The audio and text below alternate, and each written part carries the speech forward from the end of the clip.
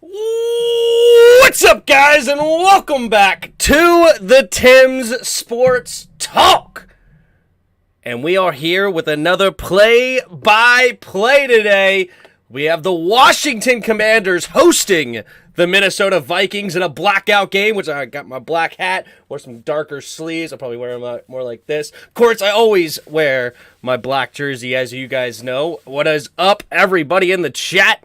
How's it going? Oh, we here, Timmy, says Tinfoil. What up, Tinfoil? Heineke beating Kirk is going to feel good. That's right. What up, Noah? What up, Pat? What up, Bod? How's it going, everybody in the chat? All right, let's take a look here at the ESPN matchup predictor. Just taking a look. We have 57% favorite for Minnesota, according to ESPN. Then you have the spread coming down here. It's only a -3 for the Vikings. Actually, that's very low, and it's actually gone down since. I believe it started at like 4.5, so it's actually going down in the spread. So the late money coming to Washington. Then you have a 43.5 for the over. But yeah, it's, of course, both teams on a win streak right now. You have Vikings won their last 5, losing to the Eagles in week 2, and then we have won our last 3. So both teams coming out hot. And are coming into this game hot, I should say. And of course, we have Kirk Cousins coming back to town for the first time. We have seen Kirk since he left. We saw him, I believe it was in 2020 sorry, 2019, I should say. So 3 seasons later, we're facing them again, of course. And he's coming to Washington for the first time. I wonder if they will boo him or not. I'm not sure. Tim, are you going to buy Washington? I'll put my bid in. $3 in a bag of chips, I think, is about what I can afford. But yeah. Will Samuel have over 100 yards today? I would say no. I could see him, though, having like 7-8 catches for, 80 yards or something. But if he had over 100, that's huge. Vikings by 21, no offense. I'm offense taken. What up, Pat? I'll start us off. There you go. Thanks for the super chat there, Pat. Appreciate you very much for that. 249 in euros, I guess. Euros there. Appreciate the tip early on. Bod giving us the what's up, guys. What up, everybody? Looking forward to the big game in this play-by-play. Big Tim. What up? Says Hexus Gaming. Let's get the poll going. Who do we got today? Who do you got? Do you have the Vikings or do you have the Commies? Let's go ask the community. Let me know who you have in this game. Unfortunately, I do have the Vikings, but that's neither here nor there because I'm going to be rooting for us the entire time. And positive thoughts. Let's do it. We can win this game. This game is definitely not out of reach by any stretch of the imagination, okay? Yes, Minnesota is a better team on paper, 100%. But are they unbeatable? No. I don't think they've had a very strong schedule if we look at Minnesota. They've lost to their one really good team, but Dolphins, Tua had just come back. Other than that, Packers, we know they've been rough this year. They beat a Lions team by 4. They beat the Saints by 3, who's been up and down. I think they're 3-5 right now. You have the Bears, who we beat as well. They beat them 29-22. And then 34-26 against the Cardinals. So their really only good win is the Dolphins. The rest is a pretty soft schedule. And they got a rough schedule coming up after that. Look at this. Bills, Cowboys, even Patriots can be tough. We'll see how healthy the Jets are. So this team is very vulnerable. So it's definitely within reason that we can win this game. And which is why ESPN is giving us a 42% chance to win. That's actually really solid. It's almost a coin flip, according to everybody. Because, yeah, they're a -3 spread. Very, very close game. He might get 8 carries. Yeah, potentially. Will Brown play today? De'Ami Brown? Let's see. Let's see if I can find the injury reports real quick. Washington Commanders injury reports. I was trying to, before I went live here today, I was trying to do so many other things, trying to use this other service, and it was just absolutely frustrating. So here we go. So according to Washington's injury report, De'Ami Brown's not listed. So that's good. Jahan is out. Cole is out. David Mayo is out. J.D. McKissick is out. Then you have Logan Thomas, Cole Turner, Jonathan Allen, Tyler Larson, all unspecified right now. Let me see if I can find a more updated one.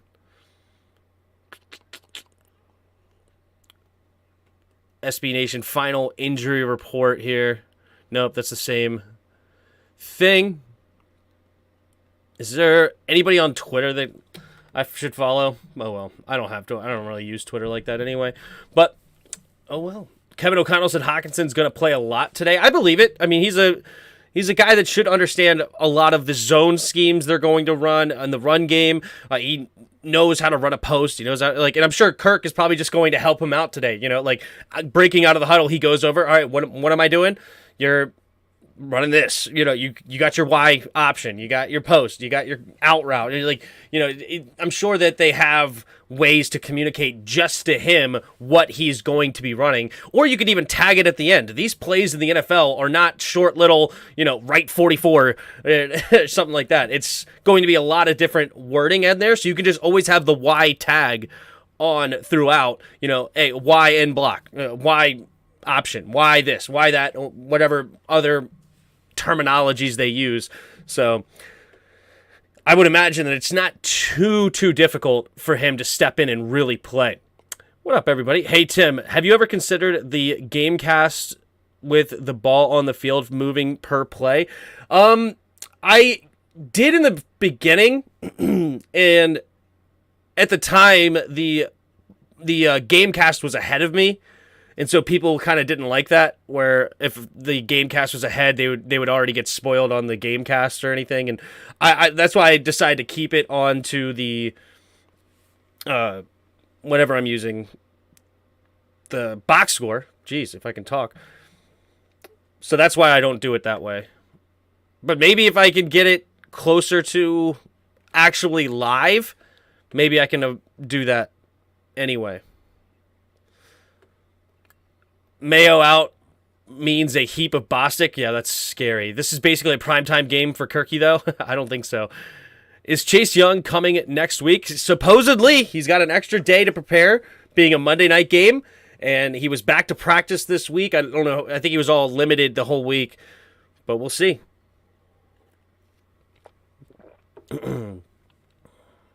All right.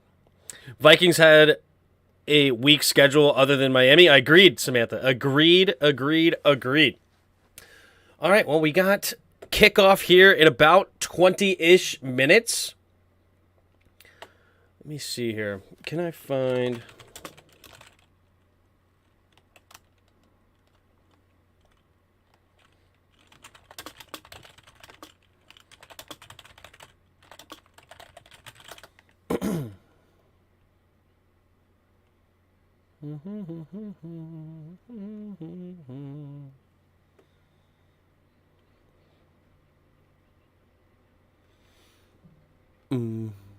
Heineke with a pup. That's fun.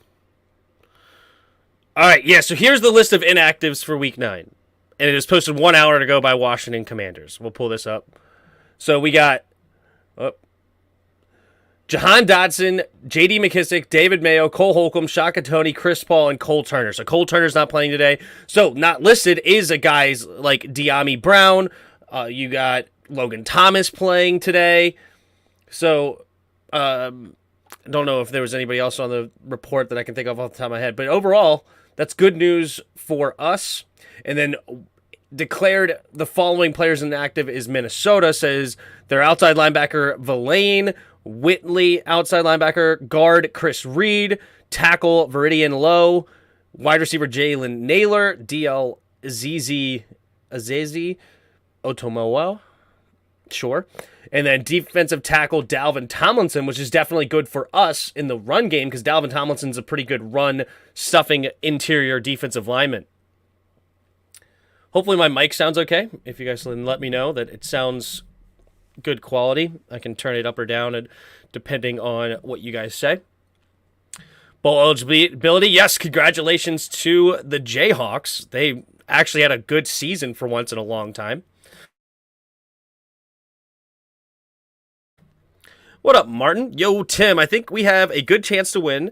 The Vikings had an easy schedule. They barely beat the Saints, and they beat a Dolphins team without Tua. Their division is weak. It's not unreasonable. So that's why they were only a 3-point underdog to this Minnesota team. Even though they're 6-1, we're 4-4. But we're on a 3-game winning streak as well. Terry McLaurin has come on hot as of late, especially in clutch time. Heineke has a lot more mobility and has brought an extra element to this offense. But I need this offensive line to step up like they did in the final 2 drives of last week. They impressed me so much in those final 2 drives, and I have been their biggest critic, especially the 3 guys on the interior, Trey Turner, Andrew Norwell, and Tyler Larson. These 3 guys have been horrible to me when we watched the tape on Tuesday night. Absolutely terrible. But I don't know what got into them. I don't know what in the world, who talked. I don't know if Heineke gave him a pep talk or what. All of a sudden, they were giving him so much more time, him being Heineke. They were actually protecting and creating a pocket. It was incredible. And I don't know how much they ran on those final 2 drives. I don't have to think about it. But I just remember being thoroughly impressed overall how well the offensive line played at the end of last game. We need way more of that to start this game. How do you remain so positive as a Washington fan? It's if you don't get excited for a Washington game, even if because any given Sunday, man, anybody can beat anybody, right? I remember the Cleveland Browns taking down the Patriots out of nowhere, or you never know what team is actually going to win going into a game. Yeah, you can have your predictions, and most of the time you're correct, but sometimes when you're the underdog, those are the most fun. Like, that's the one you get the most exciting, because think about the 11-0 Steelers coming to town against our 4-7 football team, and we upset them with seemingly out of nowhere. It was the largest upset based on record in the history of the league. A 4-7 team defeating the last undefeated team of the year. That was unheard of before that happened. And if you're not here and excited for it beforehand, what are we doing? I think Minnie scores 27. What do you think about the chances of winning it with that? 27 is definitely going to be tough for us. We're going to need at least 2 turnovers, I would say, if they score 27 in their territory to be able to give us like an extra 10 points, I would say, which is definitely hard for our defense because we don't get a lot of turnovers. But 27 is definitely going to be a large amount for us. It's very unlikely. If they score 27, the chances of us winning the game diminishes dramatically. It goes from this 57-42, probably more like 79-21. You know, it's very unlikely. Yeah, all sorts of free points have to happen for us. That catch McLaurin had last week was incredible, man. Yep, we got the blackout. You know, I always wear the black jersey anyway. That's always how I do it. Let's bring this up, yeah. So I always wear the black jersey, but I got the darker sleeves on today, and then I wore my black hat. So I used to have a black ball cap, like a baseball hat, and honestly, I lose everything. So it's probably somewhere around here. Let's get a win today. Surprise the NFL. Exactly. When Troy Vincent stripped the ball and Sean recovered, setting up the go-ahead field goal to win. Yeah. Oh, man. Oh, wait. Are you talking about against the Cowboys where we blocked the field goal? Or what strip are you talking about? Or are you talking about the Tampa game? I don't know.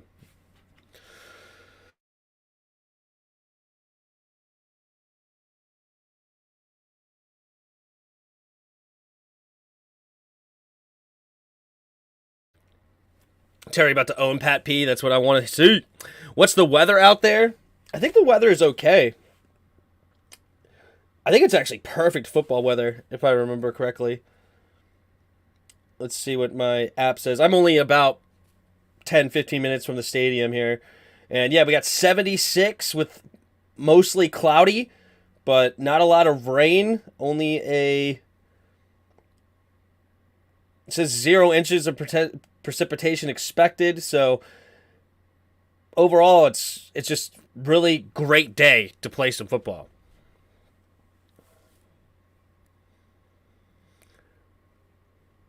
Yeah, they're doing a blackout at the stadium for Washington this week. So we're going to continue that on this stream as the blackout game. Great, I only get the Bills-Jets game. Did you grow up in D.C.? I grew up just outside D.C., just outside the Beltway in Prince George's County.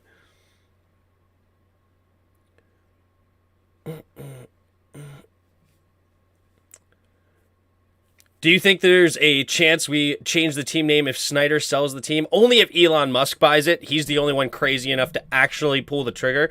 Anybody else is not going to change the team name. What made me want to play tight end? Chris Cooley, honestly, and Jeremy Shockey. Those are two guys I really liked growing up. Jeremy Shockey and Chris Cooley. And it was just my skill set. I wasn't really big enough to play lineman. I wasn't fast and quick enough to play wide receiver. I was more of a, not heavy set, but a little bit heavier on that set. I don't know. You get what I'm trying to say. Is Taylor starting next Monday night, or is Wentz going to be back in time? I think he cannot play. Yeah, he's not allowed to play next Monday night. He has to miss at least 4 weeks being on IR, if I remember correctly. So I think IR makes you miss 4 weeks of action. So he can, or is in-season IR only 3 weeks? How many games do you miss on IR? Miss a minimum of 4 games, yeah. So I didn't think there was another rule in game. So, and this will be Taylor's third start, because Carson played in that Thursday night Bears game. So yeah, there is no way that he would be able to play on Monday. The St. Louis Serpents. Chris Cooley was a beast. Yes, he was. He was too small to play guard and too slow to play linebacker. See, Bod? Exactly. I honestly think there are too many injuries to do this today. No, it's not too many injuries. We're fine. I mean, we're underdogs for a reason, but this totally can be a winnable game. Is it just me, or is it hard to picture the Jets or Giants being anywhere near good? Shocked at their records. Jets were a little bit better before. They've actually had quite a few injuries, especially to that offense. And the Giants are a well-coached football team, and they got a lot of talent over there. They just don't have the quarterback that you would want. But Saquon Barkley is on another level, and they've had talent in New York for the last couple of years, and they've really underperformed. Brian Dable's finally getting enough out of them to actually look pretty solid. Now, are they really, really good? No, I think they're more, 6th, 7th seed, maybe sneaking into the playoffs, like maybe 10-7 record or something like that. I don't think the Giants or the Jets would ever end up being, a 12-5 team. Like, that would be pretty fortunate for them. But yeah, lucky you have good weather, but I have snow on the ground. Yikes. That's why I played rugby in college. I think I missed out on rugby. Tim, what do you think about Bezos and Jay-Z and Kevin Durant bidding for the team? I want Bezos as my owner all day, every day. Talk about a guy that just has tons of money. He has ton of ingenuity. He is going to innovate the entire landscape in the NFL, in my opinion, in so many ways. And I can see him just sending us to the moon as far as a brand. The market in DC is massive, so there's a lot to like about this market. Even though it's pretty transient, it's very, very good, or very, very huge in a lot of ways. So we just dug it into the ground, so it makes it seem like we have a bad fan base. But we used to be one of the most popular teams in the entire nation. It was like us and the Cowboys, 1A and 1B, the biggest rivalry in sports in a lot of ways, Cowboys and Indians kind of thing, right? So we used to be on that level, and then Dan Snyder has just nosedived us. And it's not even like we're that much different in record, I would imagine. Like, if you look at us versus the Cowboys, maybe the last couple of years has changed that, because we've had some bad years where the Cowboys have had a couple of decent years. But for like a 20-year span, the first 20 years of Dan Snyder, it's not like the Cowboys had way better football playing on the field, yet they're still top dog, and we're nosedived to a really bad organization. So it sucks. Dude, you have the perfect size for rugby. Yeah, that would have been a lot of fun to play some rugby. That could have been my sport, because I only, like, on Madden, I probably only had like 55 speed, but I had like 95 elusiveness. It was so hard to tackle me on the playground. Great center of gravity. It's great. Love the black jersey so far. Oh, there they are. Running onto the field is the Washington Commanders, led by Jonathan Allen. Ridgeway behind him. Jamin Davis the third. Not that he is a third, but he was the third one in line. So they're running on to the field. We got the blackout game. I don't think a lot of people got the memo. They're still wearing a lot of burgundy out there, it looks like. And, of course, you see a lot of purple. So the blackout looks like it didn't really reach the fan base that well. I hardly see black, I feel like. This is not a blackout game. But, oh, well, what are you going to do? Why our stadium look like all purple? Yep, because that's what happens. But we're also looking at their sideline, so that's what happens, too. Your boy John Bostic is playing today. Yeah, so our chances just tanked. What up, baby boy? Let's get this W. That's right. Bostic is starting today. Took double of my blood pressure medicine. Well played. Well played. The black jerseys aren't out yet. That's true, too. Hey, Tim, what's the area code to watch on YouTube? You mean the zip code? You could put in 2.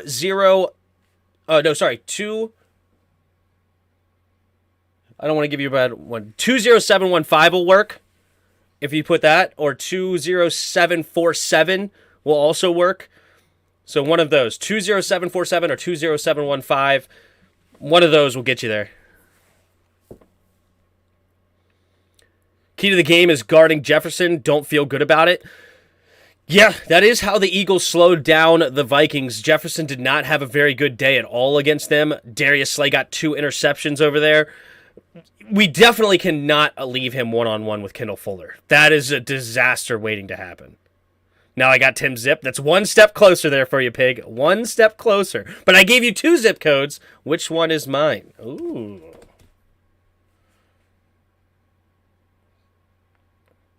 Two 2042 in Falls Church should work too. There you go. 100% JJ gets isolated on today on Bostic. Oh gosh. That would be the opposite of ideal. The opposite, right? So we look at I almost forgot to pull up Hail to the Redskins. Get this pulled up. All right, there you go. Vikings showed up to donate money value to the empty seats. True. Key is putting pressure on Cousins, make him throw the ball into coverage. True. That's a very fair point. You got to get pressure on the quarterback and make him have to make quick decisions. I would lean more towards the strategy of what happened in Green Bay. I would love to continuously, honestly, I wouldn't want to put all that much pressure on him because their receivers can get quickly off the ball if we go man-to-man. This is not a game that I want to play a lot of man-to-man. I know a lot of people have said in the past, including me, that we're much better at man-to-man than we are in zone, but I would love to drop 7 or 8 into coverage consistently and play a lot of cover 2, cover 3 with a lot of stuff underneath to make it so that it's hard to find an open receiver quickly, and then make sure that we're doing our best to play zone. But if we have 8 guys in coverage, yeah, it's harder to get pressure on Cousins, but at the same time, we have dudes that can do it, right? You have Jonathan Allen and Deron Payne inside. You get them stunting inside and see what you can get pressure up the middle, and then, of course, you have Sweat coming on the outside, and if you rush 4, you have James Smith-Williams on the other side. So I would say, what's echoes? Is my microphone echoing? Hey, Tom, I'm here. You can officially start now. Thank you, Douglas. My microphone's not echoing, right? I'm very self-conscious about my microphone. Please tell me my microphone's good or bad. One or the other. I need to make it change. If it's good, okay, good. If it's not, then okay. All right, good. It's not good. Okay, good. Or it is good. That's good. Me and technology are like water and oil, water and gasoline. We do not mix at all. You have to play the Mr. Bombastic song when John Bostic makes a play. I'll give him credit when he does it. Wait, you're self-conscious about your microphone? I feel bad for your wife. Oh, well played. Well played. But you have to play Mr. Bombastic song. Well, yeah, I see that. They were talking about changing the name to the Washington Echoes. Oh, change it to Washington Echoes. Why is that? If Bezos buys the team, the new name will be the Washington Echoes. I don't get it. Should I get it? Should I understand why they're called the Washington, or we would be Washington? What does Echoes have to do with? I don't know. I'm spending too much time on it. I'm sorry. That one went over my head. I'm sure it was a great joke. Other people were laughing. I missed it. The Echo Dots? I thought they just... The Amazon Echo? Echo is the Google Amazon Echo? Hard to explain what it is. Amazon Echo. Oh, it's like the thing that Alexa speaks out of? That's this thing? Okay. I just called these Alexas. I didn't realize there was a name for them, the Echo Dot. I don't have one, so there's that as well. But okay, so it's like basically their new Alexa. Instead of... Oh, because everybody was hating the Alexa, so they brought out... Okay. All right, I get it. So they had to change the name because everybody was like, oh, I don't want Alexa in my house. She's listening to me. So we had to change it to Echo so people don't get freaked out.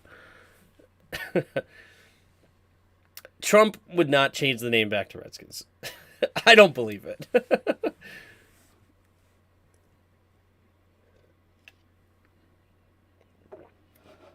Trump wants people to like him. He would get in bed with Jerry Jones and Roger Goodell, and they would all work together trying to make as much money as possible. That's how I see it. Echoes of greatness. Okay, so now we're getting the whole... Once you explain the joke, it makes it way more funny, right? That's how you should do it. All right, here we go. Washington kicking off to Minnesota. Boom! There's the kick, and we are off. And we're going to get a return here. Caught around the 9-yard line is for Minnesota, and he's going to get barely past the 20 up to the 22-yard line. Good special teams there by Washington, which is definitely a rare feat. Lazard says, hey, Tim, this is the start of the most important game against the most of the teams in the NFC playoffs. Exactly. Important games. I completely agree. This is a measuring stick that Ron Rivera spoke about in his press conferences. This is a team that you measure yourself against. It's the 6-1 Vikings, second best team in the NFC. What kind of team are we? Can we keep up with these guys? There's TJ Hockenson on the right side of the line. Two receivers to each side. Dalvin Cook, the single back formation at their own 22. Jefferson goes in motion, takes a snap, handoff to the right side, and he gets hit immediately for a loss of 1. Kendall Fuller coming on the cornerback blitz, reading the play and getting the tackle for loss. Gotta continue to contain this run. The run defense has been a strength for Washington for quite some time now. It looks like I am ahead of this now, so I'm going to go ahead and just let it ride. But anyway, the run defense has been a strength for Washington throughout this season. Got to continue that so then the back end can do what they can to stop Justin Jefferson. In the shotgun, takes the snap. Pumping, looking, pressure, 4-man rush. Steps up, stays on his feet, and Jefferson finds a way to get open late. But Jamin tackles him immediately. Looked to gain about 6 on the play. So we got to continue. We got to get more pressure than that with 4 to win this game. You can't leave Kirk Cousins all that much time. I do like the approach from Jack Del Rio to drop back 7 or 8 into coverage, but we got to get some winners. Montez Sweat, Jonathan Allen, Jerron Payne, you got to earn your paychecks this week. This is a big week for them. Here we go. We got a man in motion. Is Thielen. 3 receivers to the right now. Cousins in the shotgun, takes the snap, drops back, 4-man rush. Has time, throwing it over the middle, has a man wide open, is their new tight end, TJ Hockenson, in the secondary, gains about 20-ish on the play, up to the 46-yard line, so gain about 15 on the play. Nope, it was a gain of about 20, I was right the first time. So up to the 46-yard line, and Come on, defensive line. This is defensive line that needs to get more pressure. That's way too much time for Kirk Cousins. You can't expect the defensive backs to guard forever. All right, 1st and 10 now at the 46-yard line of their own I formation. Kirk Cousins moves that fullback, now going to pitch it to the right side. Dalvin Cook cutting it up the middle, and Dalvin Cook will stay on his feet and get a decent gain of about 4 yards, maybe 5, depending on the spot. Gary Lineker says Thanks, Tim, for doing this. No problem, man. Here every week. Love the black jerseys and the yellow shoes. Yep. All right, 163 of you in the house. Appreciate you all being here. We got 2nd and 6 now for the Vikings at midfield. 12 and a half to go in the first quarter. We're on the Minnesota's opening drive. 15 seconds on the play clock as they break the huddle. Hurrying up to the line is Kirk Cousins. Kirk under center. Puts Osborne in motion. 2 receivers to each side still. Now Jefferson goes to the left, takes the snap, handoff up the middle is Cook, cutting it all the way back, and Cook will dive close to the first down marker. It looks like he's going to be just short. Should be 3rd and inches for Minnesota.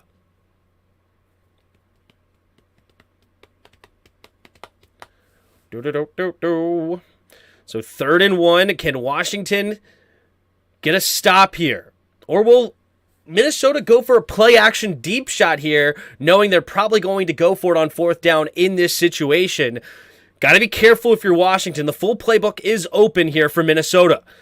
Kirk is actually going into the shotgun right now. 3 receivers bunched to the left. Now Hockenson goes in motion to the right. Takes a snap. 4-man rush. Quick throw. Pumping, going deep. And Jefferson makes the grab. It's Benjamin St-Juste on the coverage. Great back shoulder throw. And it is a first down. Gain of about 15 here. Benjamin St-Juste, which pretty decent coverage. Good job on the jam. But perfect throw by Kirk Cousins, leading it to a back shoulder throw. Contested catch by Justin Jefferson. But very good coverage by St-Juste. But the problem is our front 4 are not getting pressure. And that is very unfortunate considering how much equity or how much value we've put into these dudes. 3 first-round picks. You got to get there. I formation. We got 5 down linemen this time. Takes the snap. Play action. Kirk turns around, throwing it over the middle of the field. Has a man wide open as Justin Jefferson beating the corner on a quick dig. And it'll be another first down. Yeah, if you give Kirk this much time the whole way down, this is a recipe for disaster. Gotta step up defense. Now they're in the red zone. Can we get a stop here? Come on, Washington. Justin Jefferson already starting off nicely. He's got 3 catches on this opening drive for 39 yards. 1st and 10.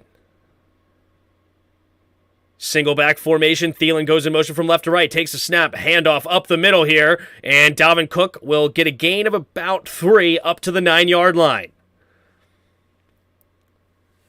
Great opening drive here for Minnesota. Can they finish it with a touchdown, or will Washington hold them to a field goal here? It's going to be 2nd and 7 from the 9-yard line. 9.5 to go in the first quarter. Come on. There's Deron Payne. Cameron Curl. All right. 4 down linemen again. Hockenson in motion left to right. 2 receivers each side. Takes the snap. Quick nope, throwing it, fading it to the end zone, and Justin Jefferson beating Benjamin St-Juste, and it is a touchdown. Hey, I can't really fault too much for Benjamin St-Juste. He is playing really strong coverage. He is right there. He's just going against the best receiver in the entire football league, and this is why. Benjamin St-Juste is right there. He gets his head around, but it's also perfect throws by Kirk Cousins. Only where St-Juste cannot get it. Only Justin Jefferson can.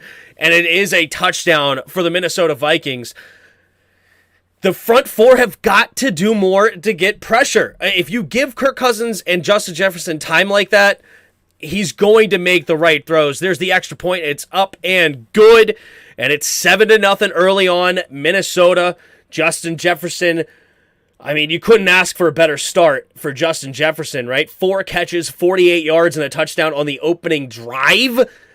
Not even 6 minutes into the football game, and he has half the league's full game stats in one drive. So, not the ideal start. But again, Benjamin St-Juste is right there on the coverage. It's perfect throws by Kirk Cousins, putting it only where his man can get it. Justin Jefferson's having,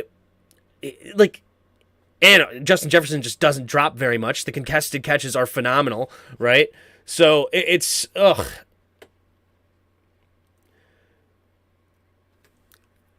T Reaper says, make some adjustments. Honestly, guys, that's not play calling, man. That is not play calling, because I promise you this. If we start blitzing, Justin Jefferson is just going to win off the line, and Kirk Cousins going to get rid of the ball quickly. And forget Justin Jefferson. Justin Jefferson was hot there. Even if you cover Justin Jefferson, he's going to have Adam Thielen. He's going to have TJ Hockenson. He's going to have KJ Osborne. We're not covering all these dudes one-on-one. The front four have to do their job. You have 3 first-round picks. I didn't say Montez Sweat's name once on that drive. Montez Sweat has got to do way more on this game, right? You have Deron Payne and Jonathan Allen have got to get more pressure up the middle. It's tough. You know, you can blame the defensive coordinator, but honestly, Benjamin St-Juste is right there. But we have to get pressure, because if we start setting blitzes, it could be even... It goes from being a slow, methodical drive to 6 in about 3 plays.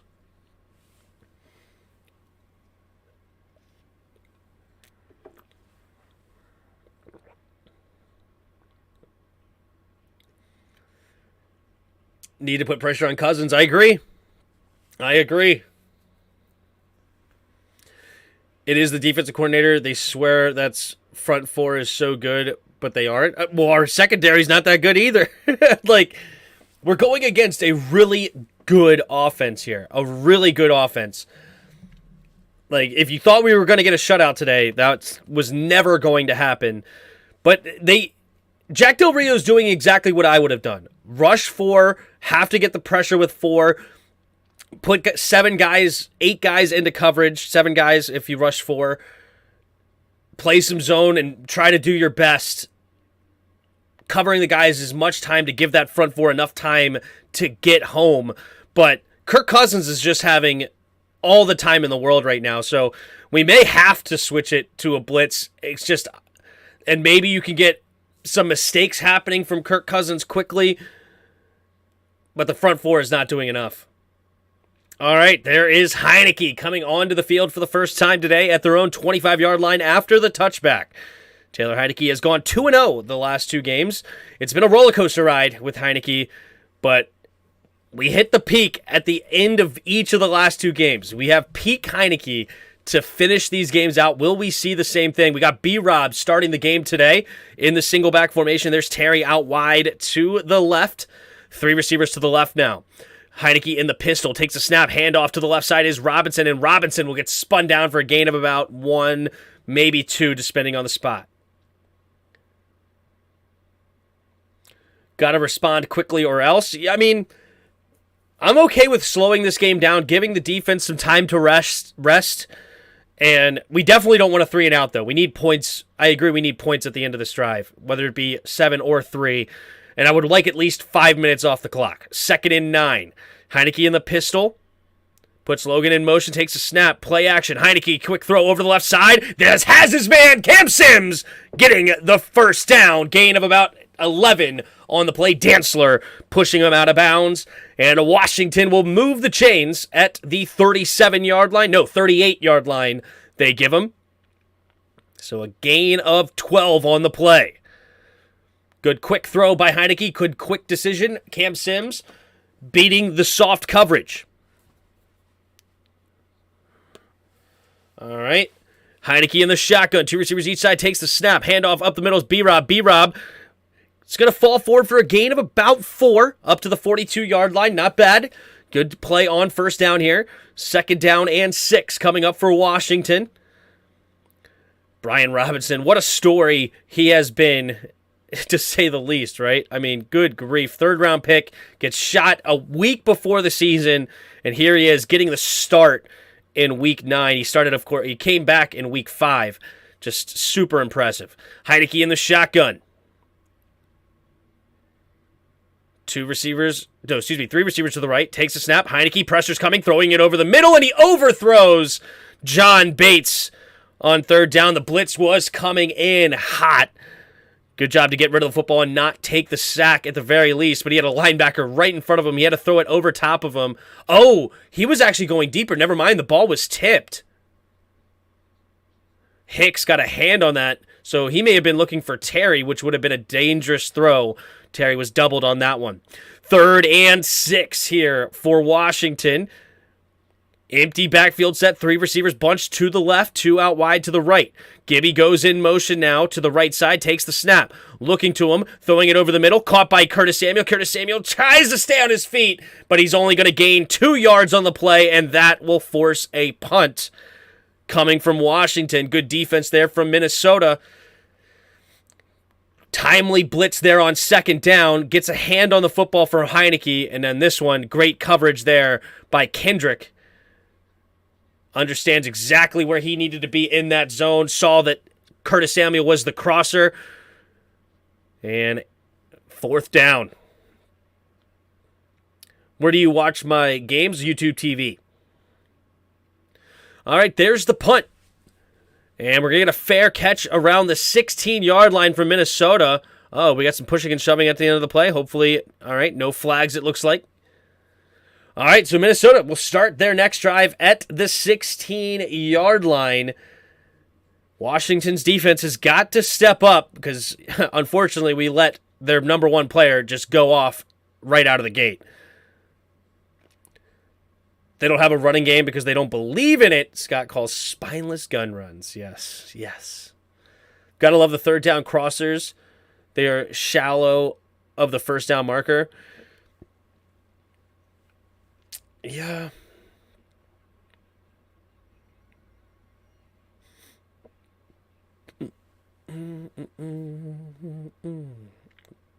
Joseph said, can't let Minnie score again. Yep.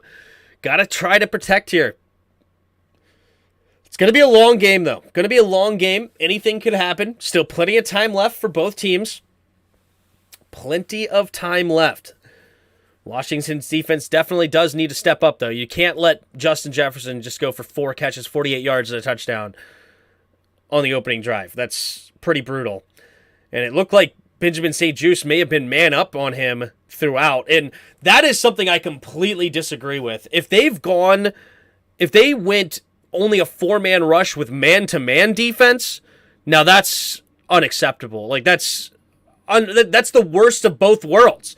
So it could be bad defensive coordinator, but I won't know that until defensive play calling, I say. I won't know that until Tuesday when we look at the all-22s and see what kind of defense we're running in. But Benjamin St-Juste is playing some good coverage, but we have to be playing zone defense. We can't let one-on-one Justin Jefferson all day with a second-year corner. I like Benjamin St-Juste, but come on, that's not the matchup we want. Thought they would have called the flag. Dude literally tripped our gunner. Well, there you go thinking again, right? If they don't block good, no one can run. It's not about who's better. People are wanting Gibson would have had it. Oh, man. When do you do your play-by-play breakdown? The Phil breakdown's on Tuesday nights. So if you want to come over and stop by on Tuesday night, we go through the whole game on Tuesday night, break it all down, see who made some mistakes, what was called, what was the problem, and stuff like that.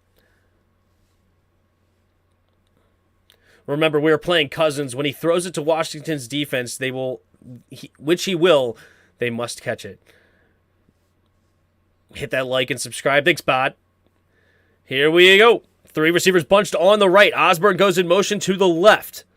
Takes the snap. Hand off to the right side is Cook. Cook, not a lot of room to run, but he does find a way to get a gain of about 3. 2nd and 7 coming up for Minnesota. I mean, we've been talking about all of the receiving weapons that Kirk Cousins in Washington has at their disposal. But they also have Dalvin Cook, who's still an absolute stud out of the running back position. This offense is dangerous. Not impossible to beat, but they're definitely dangerous. 2nd and 7, 2 receivers to each side. Man goes in motion, takes the snap, play action, pressure coming immediately, tight end screen, and Jonathan Allen is right there sniffing it out, and it's going to be a loss on the play. Great job there by Jonathan Allen. Looked like Deron Payne was getting pressure immediately off snap, or was it James Smith-Williams? Who was it? Somebody was immediately in his face. It was James Smith-Williams in his face, and then Jonathan Allen cleaning up the tight end screen. Well played by Jonathan Allen. 3rd and 11. Got to get off the field on 3rd and 11. Takes the snap. Here's a 5-man rush. Pressure coming, and down goes Kirk! Deron Payne getting the sack on 3rd and 11. Great time to draw up the blitz from Jack Del Rio. You send 5 on 3rd and 11 is beautiful. Common sense, great play call. You don't want to give him a bunch of time all in the world. You got Deron Payne one-on-one with the left guard on Ingram, and he just destroys him on the line. Right guard, that was Ingram. And 4th and 20 for Minnesota, and the defense gets back-to-back great plays. And there is the kick. And it's going to be great field position from Washington. Daxville catches at the 46, running it upfield. And he's going to get to the Minnesota 44-yard line. There is a flag on the play, though. So once we have great field position, the refs can't let us have that. Absolutely not. You got to move us back. But here we go. Great job. Great blitz style up there by Jack. During the kick, holding, receiving team. Wild goose, don't hold. So move him back 10 yards. So we're at the 44-yard line. So I guess we'll be at the 46-yard line. We'll see. What up, everybody in the chat? There you go, Deron Payne. Move, that ball nearly came loose. Kirk Cousins somehow held on to that one. Great play by Deron Payne, getting the sack we needed on that 3rd and 11.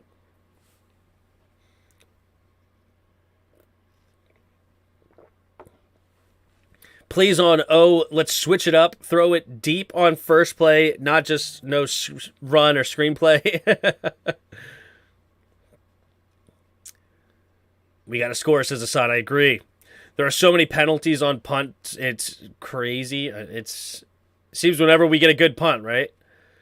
Jefferson's the same dude that big play Slay stuffed all game in primetime. Y'all need a lockdown corner. Yeah, that's not what happened at all, but you can believe that, Rogue. You can believe that Darius Slay just shut down him one-on-one. If that's what you want to believe, good for you. You want to start Taylor slow every game, give him some easy throws to heat up. There you go. Yeah, we only ran the ball 2 carries, 5 yards. Heineke's only incompletion was a tipped ball from a blitzing linebacker. We got to run the ball better. 2.5 yards a carry is not good enough. And then Heineke, he did complete it on 3rd down, but unfortunately, it was a great read by the linebacker. He didn't get... I know a lot of people were hating on that play call, but, it's supposed to beat zone there where the receivers clear out that linebacker a little bit, push him back, and clear out that side of the field. I guess it's more of a man-to-man beater, but they ran zone. So Curtis Samuel's got to sit it down there in the middle, not running into that linebacker zone and then turning it upfield. But why would we in the world recognize a play call? They had 2 picks thrown to Jefferson that were thrown his way. Okay, what's your point? He didn't shut down anybody. Okay, they doubled him and bracketed him all night, and it was a horrible throw by Kirk that way overthrew Jefferson. So good for you, though, man. Good for you. It's all good. I mean, Kirk's throwing absolute dots right now on that first drive. Throwing absolute dots. And that's true, too. Yeah, I remember that one holding call, too, that was missed. But it's okay. Enough about the Eagles. Who cares about the Eagles? 1st and 10. 4:48 to go here in the first quarter. Heineke in the shotgun. 2 running backs in the backfield with him. 2 receivers to the right. Takes the snap. Hand off to Curtis Samuel. Curtis Samuel's got a wide open hole into the secondary. And he's going to get up to the 49-yard line. Wow, that holding call absolutely destroyed us. Holy crap. We went from the 44-yard line all the way back to in our 30s. kind of bullcrap call, man. Gamer Guy Gaming with the super chat. We need some offense. Our defense can't do it all. 1,000%. So let's do this offense. Nice run on first down. For another first down was Washington. Heineke is under center on this one. Gibby the single back. 2 tight ends on the left.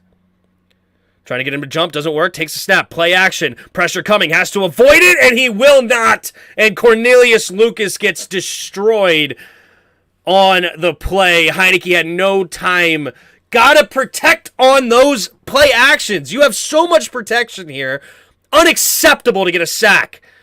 You have max protection, and you give up a sack. Cornelius Lucas, that is unacceptable to give up a sack on max protection like that.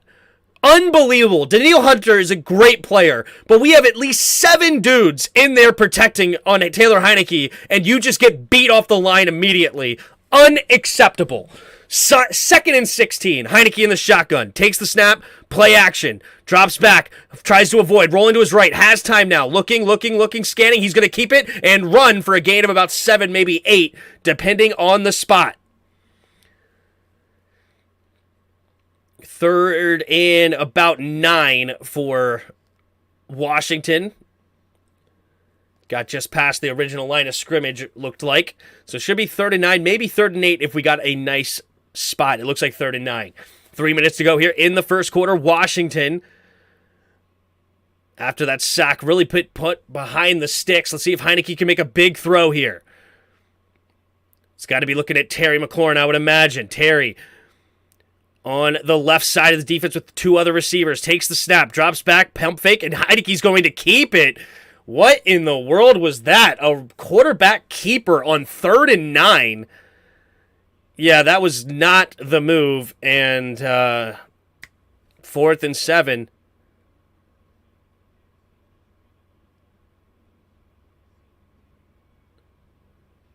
Yeah, I'm not sure why I didn't throw that screen pass.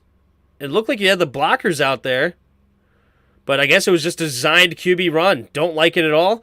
And 4th and 7. We'll have to punt it again. Let's see if Tressway can pin him back deep. There's the snap. There's the kick. Nearly blocked it. Oh, they ran into the kicker. Will there be a flag? And it will be... No! Percy Butler knocked it into the end zone. Gosh dang it! Gosh, it's a beautiful punt by Tressway, and we just knock it into the end zone. You donkey! Jeez, we see that too many freaking times throughout the year. Gosh, Tressway just freaking dots it right into the 5-yard line. Beautiful punt, and we just stick it up his rear and say, screw you. I don't care about your nice punt. Jeez Louise. Gosh, I can't stand it. I mean, how many times has that happened where it's just a beautiful punt by Tressway, the MVP of our team, and we just ruin it with a dumb play. Percy Butler, the rookie 4th-round pick. Jeez.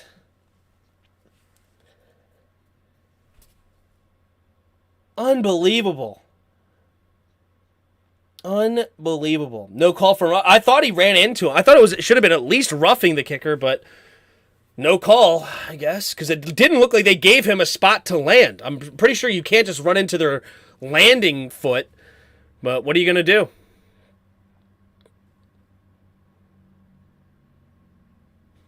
Ooh. It was 3rd and 9 when... Oh, wait. Why on 3rd is 17 blocking for a run? Yeah, that's true, too.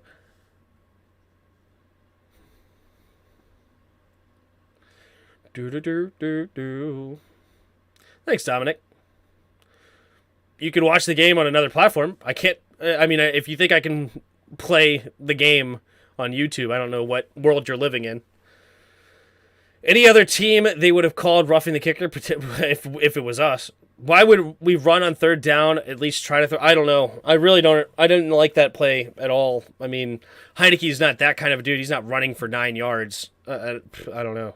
Especially it looked like it was zone defense. I mean, yeah, man-to-man, maybe you get away with that. But zone defense there, there's just no way. Especially not with how our interior linemen block.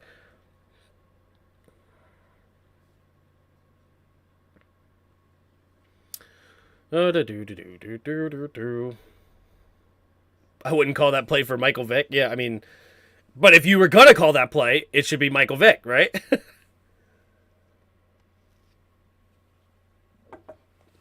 All right. 1st and 10. They said Washington defense adjusted. I don't think so. They just didn't throw it to JJ. Here we go. Empty backfield set here for Kirk Cousins in the shotgun. Ooh, screen pass and nearly intercepted, but he does make the grab and it'll be a tackle for a loss. Number 2 made the catch. Bobby McCain gets the tackle. And they were setting up the screen. Deron Payne got a beautiful jump on that. Was it Deron or Jonathan Allen? One of the two got a beautiful jump on that snap, and it was Allen. Timed the snap perfectly and made the throw a little bit crazy. Madison made the grab, but Bobby McCain right there to get the tackle. Good play there. Defense, 2nd and 10. How did he get the original line of scrimmage? I don't think so. Kirk takes a snap. Looking, quick throw over to the right side, and we just leave Justin Jefferson open in the middle of the zone, and he makes a guy miss, and it looks like he's going to get close to the first down marker if they didn't.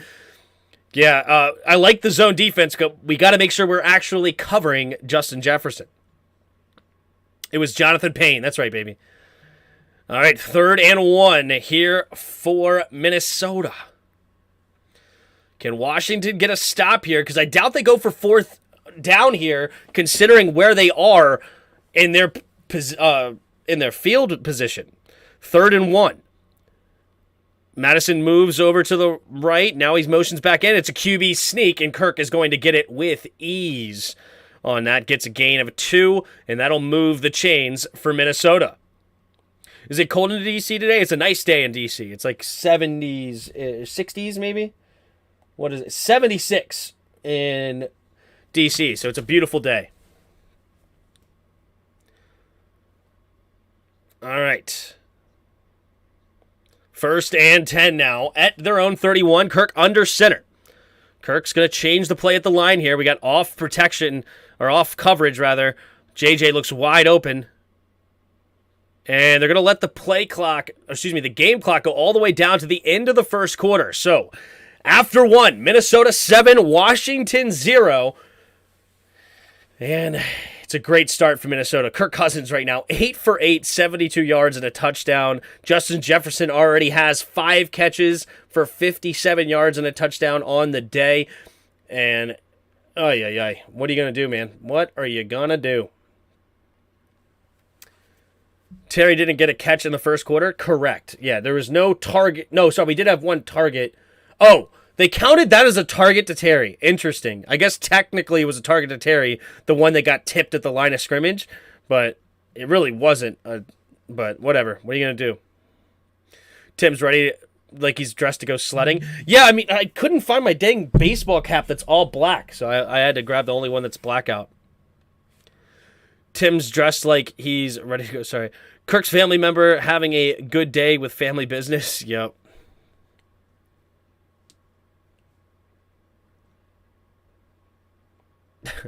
AJ, plenty of time left, man. Plenty of time left.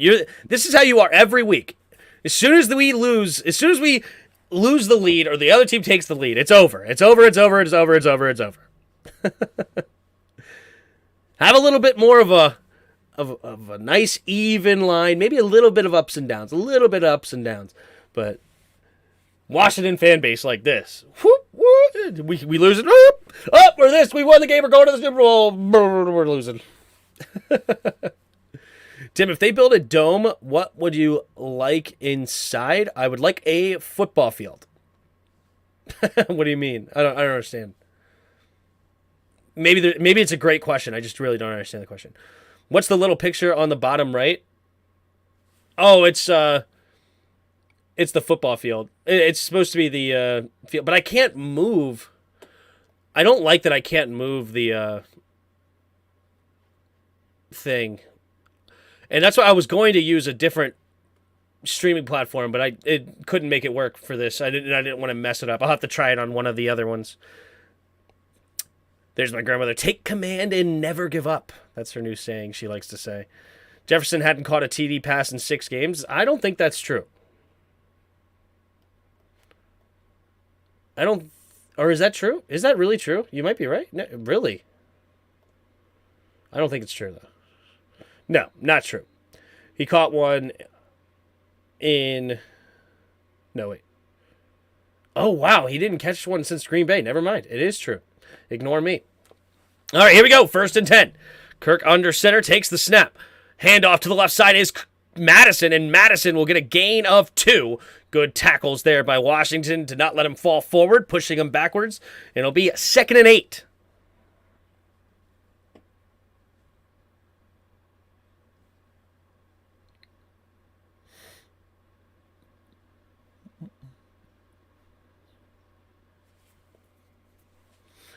All right, 2nd and 8 here for Minnesota at their own 33-yard line. 14-28 and counting to go here in the second quarter.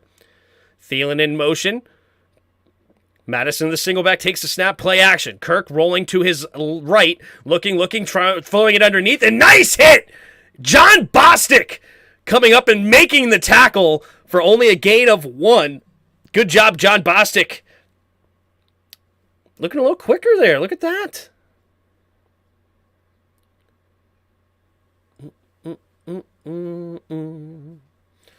Do not question me, Tim. True. How dare I question the great Justin? Here we go. 3rd and 7 now for Minnesota. Can we get off the field here? 3 receivers to the left. Madison motions back into the backfield. Still 3 receivers to the left. 5 down linemen for Washington. Takes the snap, drops back, looking, throwing it over to the right side, and it's incomplete! Over a little bit of an inaccurate throw there from Kirk, and it will be 4th and 7 for Minnesota. Send out the punt unit.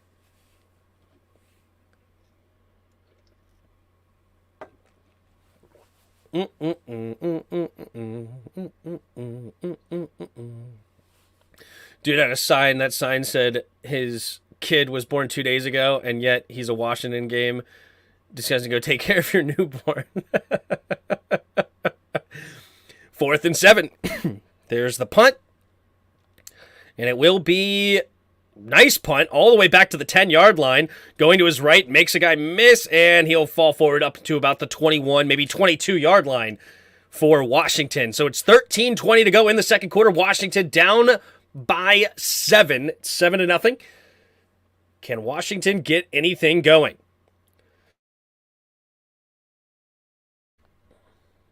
Love the hat, bro. Thanks, John.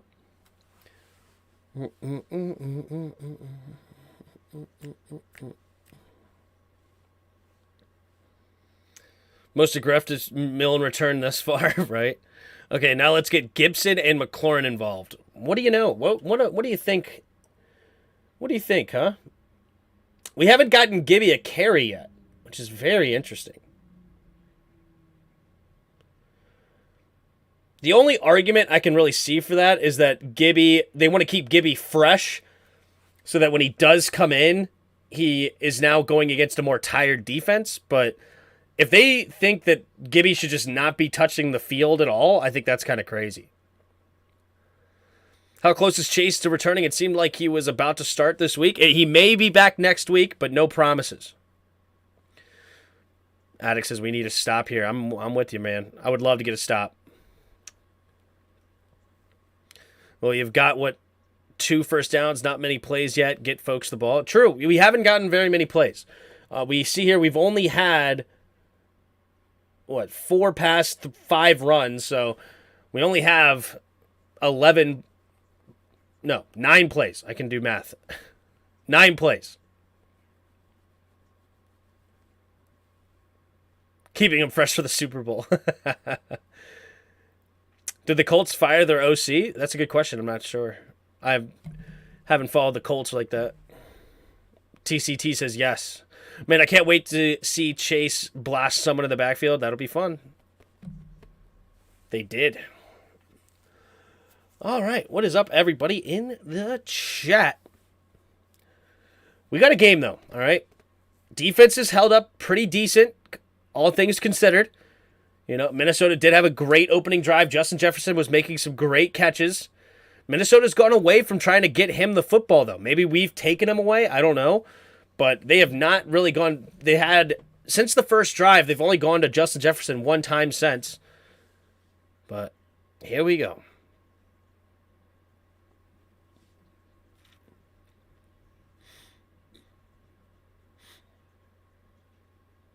All right, here we go. 1st and 10. Heineke under center. 3 receivers bunch to the left. Robinson, the single back, takes the snap. Play action. Heineke has time. Throwing it over the middle of the field, and it's going to be caught by Terry McLaurin. And it looked like the linebacker may have gotten a hand on that football, but Terry McLaurin makes the grab anyway. He gets up limping a little bit, but I think he's okay. Very dangerous throw. And yeah, it was tipped, but Terry makes the grab anyway. Great concentration there by Terry McLaurin. That ball needed to be a little bit higher, but we'll take it. Heineke under center. Bates goes in motion, stays on the right side, though. Now into the fullback spots. Takes the snap. Drops back. Play action, though. And it's going to be batted down at the line of scrimmage. Big boy number 95, Tonga, got the hands on it. 2nd and 10 for Washington.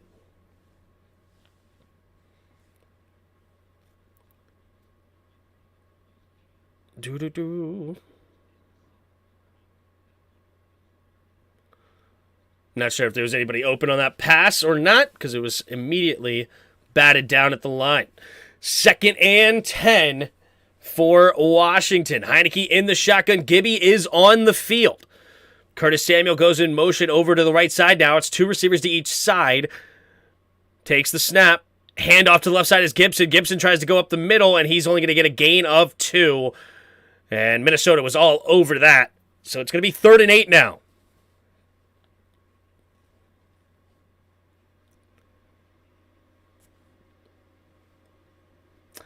Terry's my favorite skin since Art Monk. That's a good one. All right.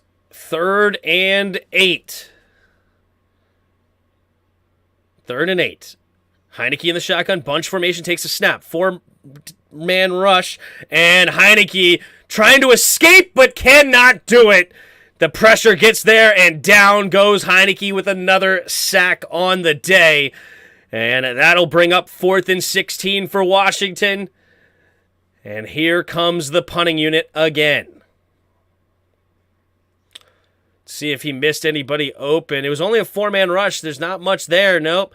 Maybe he had it, but now the pressure's already getting there. So, yeah, there's not much, just no time for Heineke on that one at all. So, offensive line has got to step up. One of the keys I said is this offensive line has got to play like it was the final 2 drives of last week. But here's the kick from Tress. And nice booming punt all the way back to the 11. Now back to the 10, running backwards. Dyami Brown making the catch. Sorry, trying to tackle him, but he cannot. But the team gets there finally. And I think they missed a face mask. Dyami Brown swiping his face on that play. Fortunate for us not to get called on face mask, I believe. But that is going to bring up 1st and 10 for Minnesota right around their own 12-yard line.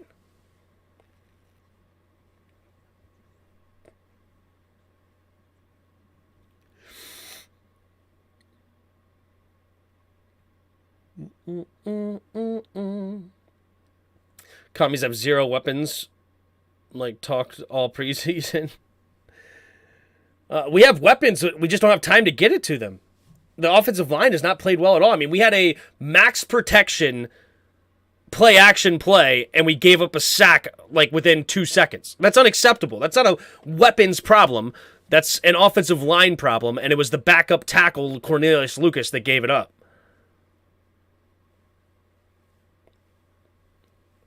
You know, if the Vikings score one more time, this game could be over. Maybe, but no, there's plenty of time left, all right?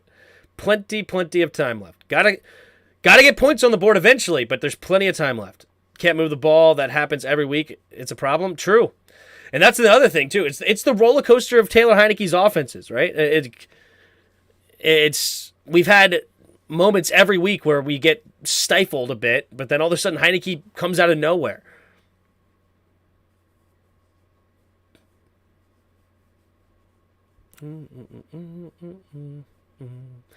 Gotta remain optimistic. That's right. Always grinding. That's right.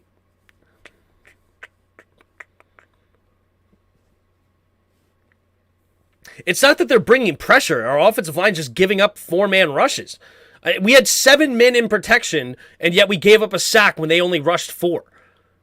it's because Cornelius Lucas just got beat off the snap around the edge. It's unacceptable. It's really unacceptable. Like, both of these sacks that the 2 sacks came on only 4-man rushes. It's not like they're sending blitzes out there that a screen would beat, right? You're not going to beat a screen with a 7-man zone behind a 4-man rush. It's just not going to happen. You got to protect better, man. Our front four has got to get more pressure, where they have been better since the first half. I do think that the Minnesota Vikings has changed up their offense that is not in a good way against us. They try to fix what ain't broken, kind of outsmart themselves. And then our offensive line is not doing enough pressure to get pressure or to stop pressure on Heineke. Here we go. Kirk in the shotgun. Cook in the backfield with him. Osborne stays in motion but stays on the right. Takes a snap. Look, handoff up the middle for Cook. And Cook will get a gain, trying to get extra, get a gain of about 3 on the play up to the 14-yard line.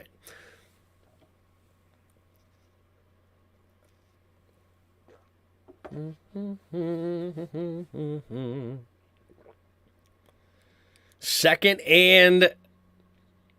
Did they give him the 15? I thought he only got to this 14. They say 2nd and 6 on the screen. Let's take a look. Yeah, it's like 2nd and... It's like 2nd and 6.5 or something like that. So they gave him the half yard. All right, Hockenson goes in motion from right to left. 2 receivers to each side. Bunch formation here. Cook in the backfield. Takes the snap. Handoff to the left. Trying to bounce it outside. He will bounce it outside. And it looks like he's just short of the first down marker.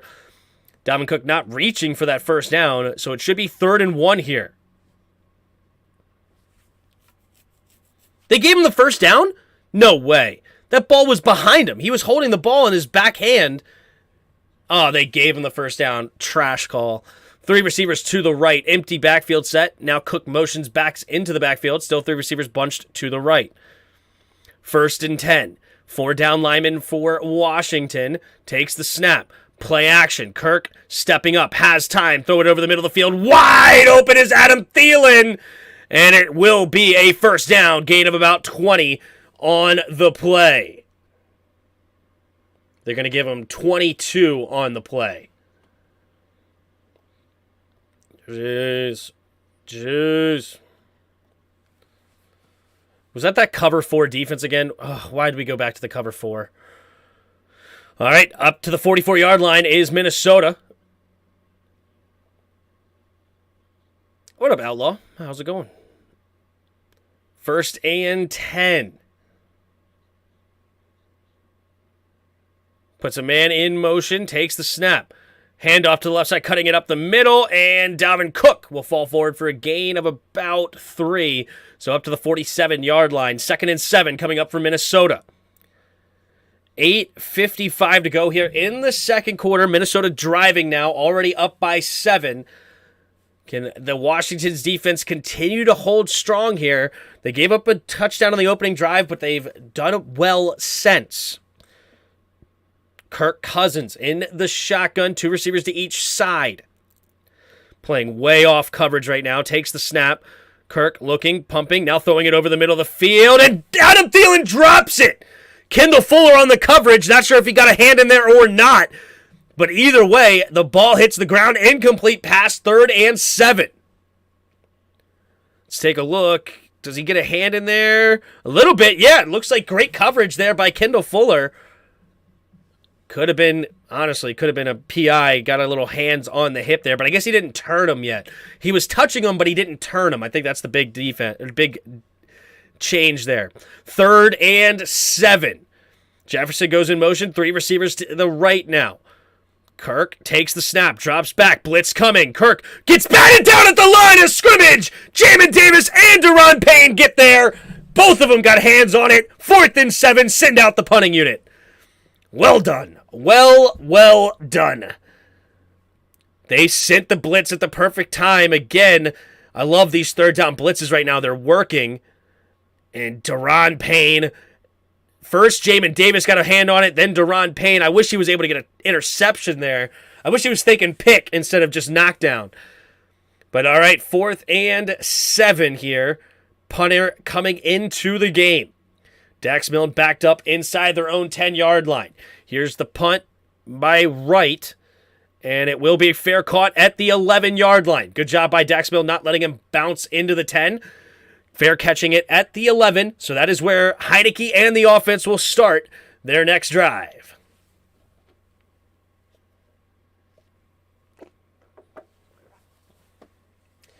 I know everybody's blaming Turner, and I'm not a Turner fan, but the only ones to blame right now is the offensive line.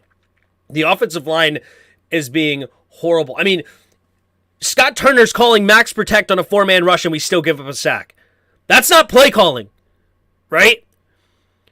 You are, like, if you are giving up sacks with only a 4-man rush, that's not really play calling there, right? You can't scheme around giving up pressure 2 seconds right out the gate, right? Unless you're going to call the screen passes that you hate so much. But you have 7 dudes in coverage, so it's not like you're going to fool them with that. They're not sending a 6-7-man blitz where you can just throw it over them and you just have the numbers, right? You're not going to have the numbers either. So I understand that Scott is not a very good play caller by any stretch of the imagination, but I don't care who your play caller is. If your O-line is not blocking, you are not going to have a good day, right? Look at the Buccaneers versus Chiefs Super Bowl.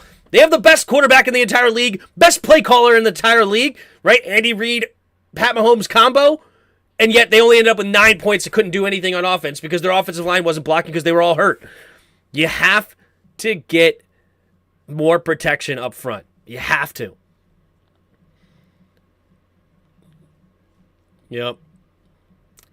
You got to get more protection for Heineke because 2 sacks, you got a couple of pressures, you got batted down balls at the line. I mean, this is all offensive line stuff, man. You got to be better on the offensive line. Tim, that's just one play. The rest of the offensive strategy has been off. I mean, that's 2 sacks, and then we've ran the ball in a couple of plays. I mean, I guess I know you guys don't like runs out of shotgun. I don't subscribe to that. Every team runs the ball out of shotgun, so I don't buy to that. But and I'm sure there's plays that he's called that are not good. That once we look at the film on Tuesday, we'll say, all right, that's not a good play call. That's not a good play call. Whatever.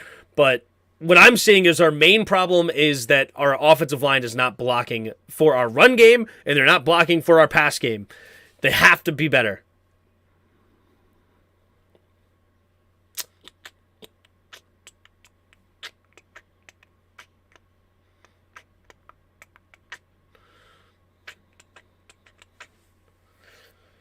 No, is Devontae Adams having a big game? I haven't seen it at all. All right, here we go. Heineke in the shotgun. 2 running backs in the backfield with him.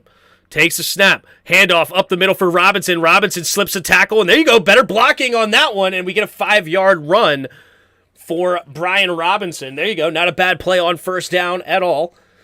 And it looked like the offensive line blocked a little bit better up the gut there and allowed a decent run of 5 yards. There is 0 offensive intelligence. Yeah.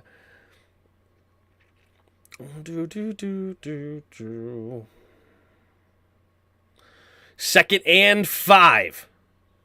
2 receivers to each side. Heineke in the shotgun at their own 16-yard line takes the snap. Handoff up the middle for Brian Robinson. Robinson will fall forward. Nice run. And he's going to get close to the first down marker. I think he's going to be just short. 3rd and inches coming up for Washington. Whew.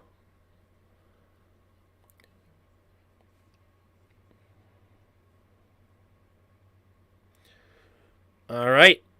Good back-to-back runs here, and they do give us the first down. We get a lucky spot after Minnesota got one on the last drive, so there we go. Fortunate spot for Washington. We'll move the chains, and we're at 7 minutes in the second quarter, 1st and 10 at our own 21-yard line. Here we go. Pistol formation. 3 receivers to the left. Takes the snap. Looking that way. Pumping. Now he's going to throw it to the flat, and they catch it. Brian Robinson catches the football and loses 3 yards. That's one of those that I would wish he would just knock down because the coverage was there. And I wish Heineke just threw it right over Brian Robinson's head instead of actually throwing that because he could see the linebacker there. Oh, where's the he hit Heineke high. Where's roughing the passer? You've been calling that all year. 2nd and 14 now for Washington after the tackle for loss on the swing route. Heineke in the shotgun. Puts Curtis in motion, takes the snap. Handoff up the middle for Gibby. Gibby trying to follow his offensive lineman. He's only going to gain of 2. Heineke is talking to the refs. What is Heineke complaining about? There is a flag, though.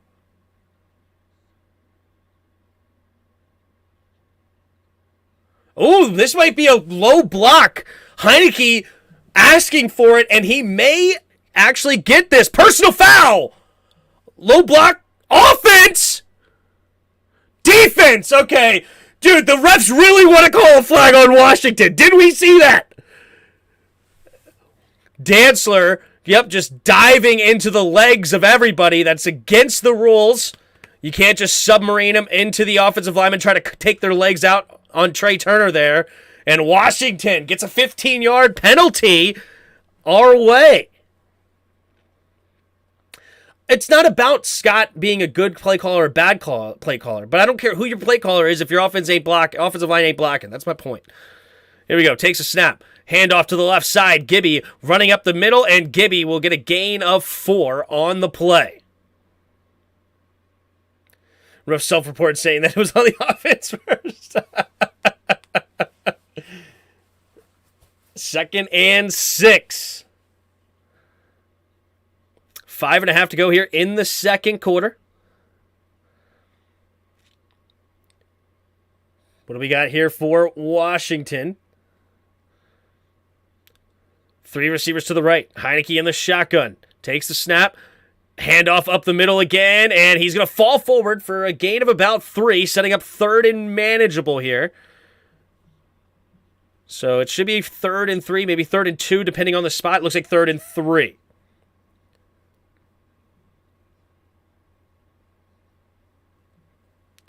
Third and 3, 4:50 to go here in the second quarter. Under 5 minutes play here in the second quarter here. Come on, what do we got? Heineke in the shotgun, 2 running backs in the backfield with him. Takes the snap, drops back to pass, looking, scanning the field, has time, but now he's going to throw it, batted ball!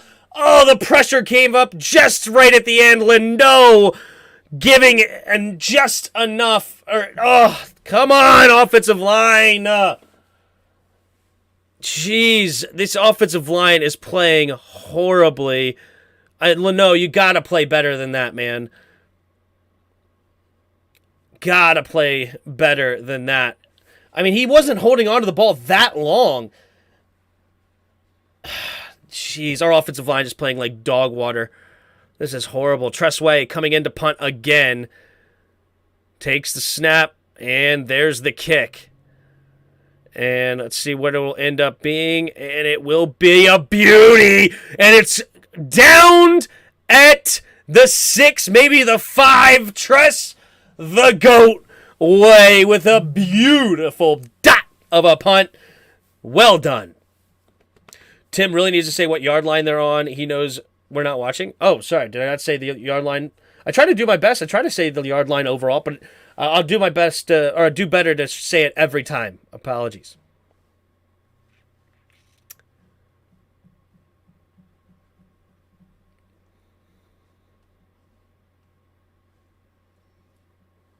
My dog's water is fresh every day.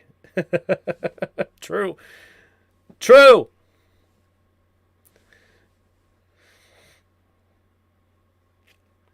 But tip, if you know your offensive line is struggling, then you have to call plays to get them going, get them running, get them to do something positive, like Turner has to adjust.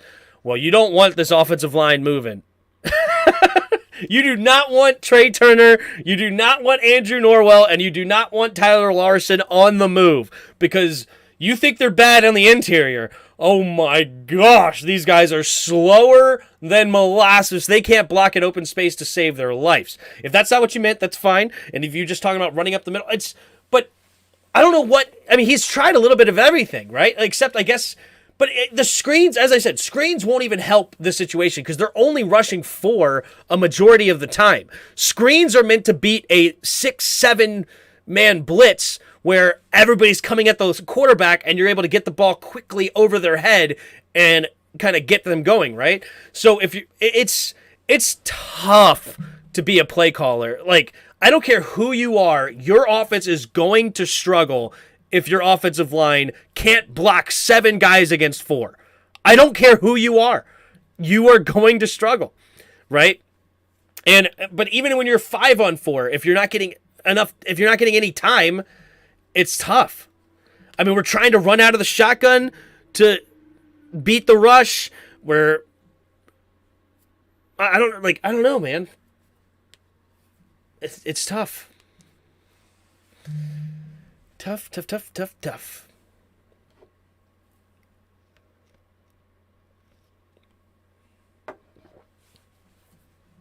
Yeah, running up the middle is your only answer. I mean, that's what we're trying to do. And it was more effective on that drive. I mean, we definitely ran the ball better throughout. And maybe we should have ran it on 3rd and 3. I don't know. But all right, here we go. Minnesota at their own 6-yard line here. Kirk Cousins under center, offset I formation to the left. Thielen goes in motion, takes the snap, handoff up the middle for Madison, and nice tackle by Cameron Curl for a loss of 1. Cameron Curl reading his keys, getting up in that hole, and making a beautiful tackle. So now it'll be at the 5-yard line for Minnesota. That is beautiful textbook tackle there by Cameron Curl. Get low, wrap up, follow through, and send him to the ground. Beautiful textbook tackle there from Cameron Curl. Put that on a clinic video. 2nd and 11.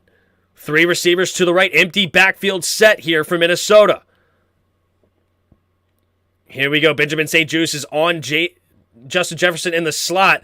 And they're going to go deep here to Thielen. Almost a one-handed nastiness grab. Holy smokes. 3rd and 11 at their own 5-yard line.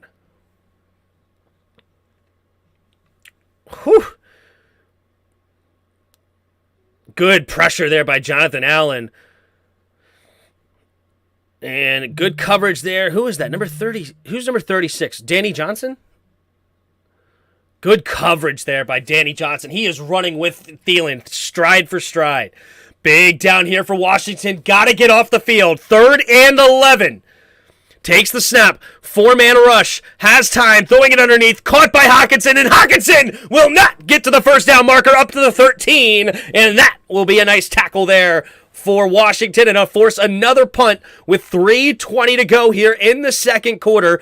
Plenty of time to get points on the board. Washington could really use them right now. I mean, they're sitting at 0 right now. But on top of that, if they score here and they get the ball at halftime, they could double up and actually take the lead.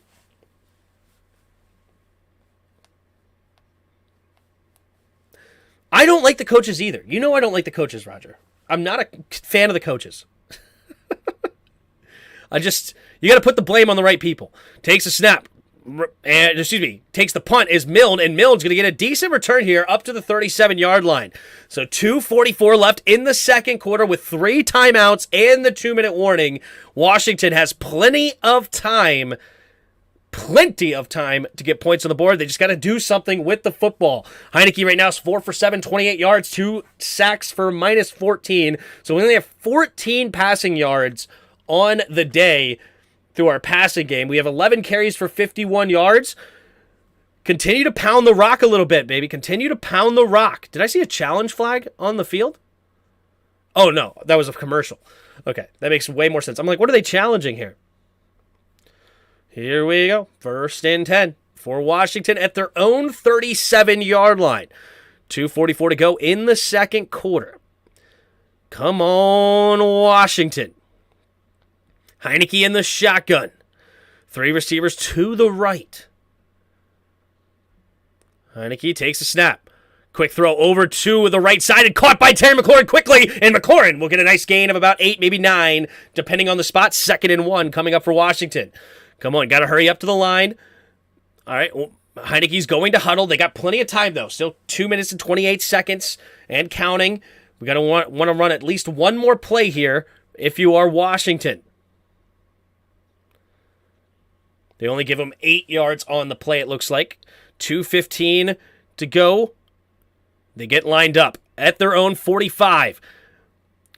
Logan goes in motion, takes the snap, handoff up the middle here for Gibby, and Gibby will get the first down and a couple extra up to about the 49-yard line, and that will bring us to the 2-minute warning. So 3 timeouts and 49 yards separate Washington from a tie game here with Minnesota. Minnesota 7, Washington 0. Kirk Cousins, 11 of 15, 104 yards and a touchdown, really has slowed down since that opening drive where Justin Jefferson had 4 catches for 48 yards and a touchdown. But Washington's defense has definitely turned it up a little bit here since that opening drive. Meanwhile, the offense, it's really the offensive line is the number one reason why this offense is struggling. It does look like we're starting to run the ball a bit better. Obviously, right now, we don't want to run the ball too much because you got to make sure that you are not losing all your time. But you have 3 timeouts. The whole playbook is open to you right now. But you got to make sure I would be calling 2 plays at once, right? First, we're going to run this, then we're going to run that, and let's get on the ball. But every time there's an incomplete pass, that's fine. Get huddled up, restart, and go from there.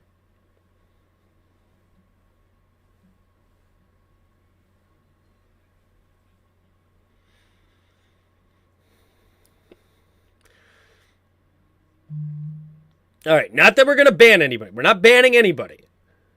But we all agree, okay? We all agree that we don't want Ron, we don't want Marty, we don't want Scott, and we don't want Jack, okay? We all can agree on that, all right? But we got to talk about the players on the field. There's only so much you can do as a coach if you're not blocking, all right? So that's my only point. My only point.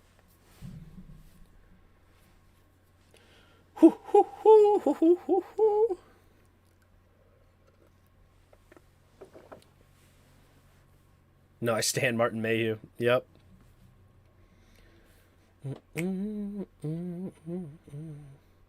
Yes, he was, Douglas. Yes, he was. Martin Mayhew was the 0-16 Lions general manager, and that's who we hired.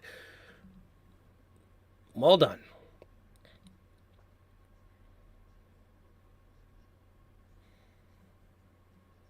No, on Bostic must go. True. But unfortunately, we can't make any of those decisions right here, right now, right? You have to play the players you got. And that's the players we got. Here we go.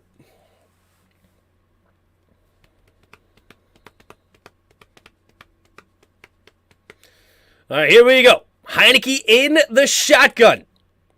Motions Gibby out to the left, so empty backfield set, 3 receivers to the left at Minnesota's 49-yard line.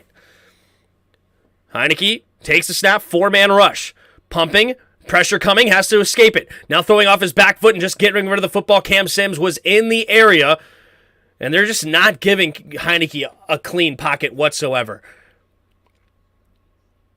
I mean, let's see if they could play this in real time. 1001, 1002, 1000. And yeah, I mean, before it's even 2.5 seconds, he's got to move because Cornelius Lucas is right in his breadbasket. Right? There's just nothing going on. If I was the offensive coordinator, I would definitely be calling a lot more quick plays. We need to run some slants. There's a criticism for the OC. Let's run some slants. Let's get some ball out quickly. Oh, we get it offsides. Free play. All right, they're going to say he had a free run to the quarterback. It is Smith that gets called for the flag, so that's a free 5 yards for Washington. 2nd and 5 coming up at the 44-yard line of Minnesota.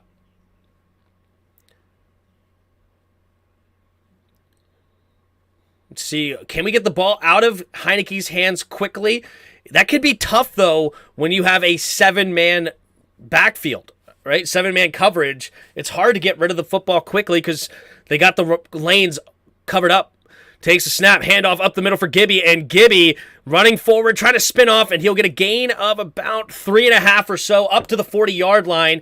So they'll need about 1.5 yards for a first down, 3rd down, and 1.5 to go.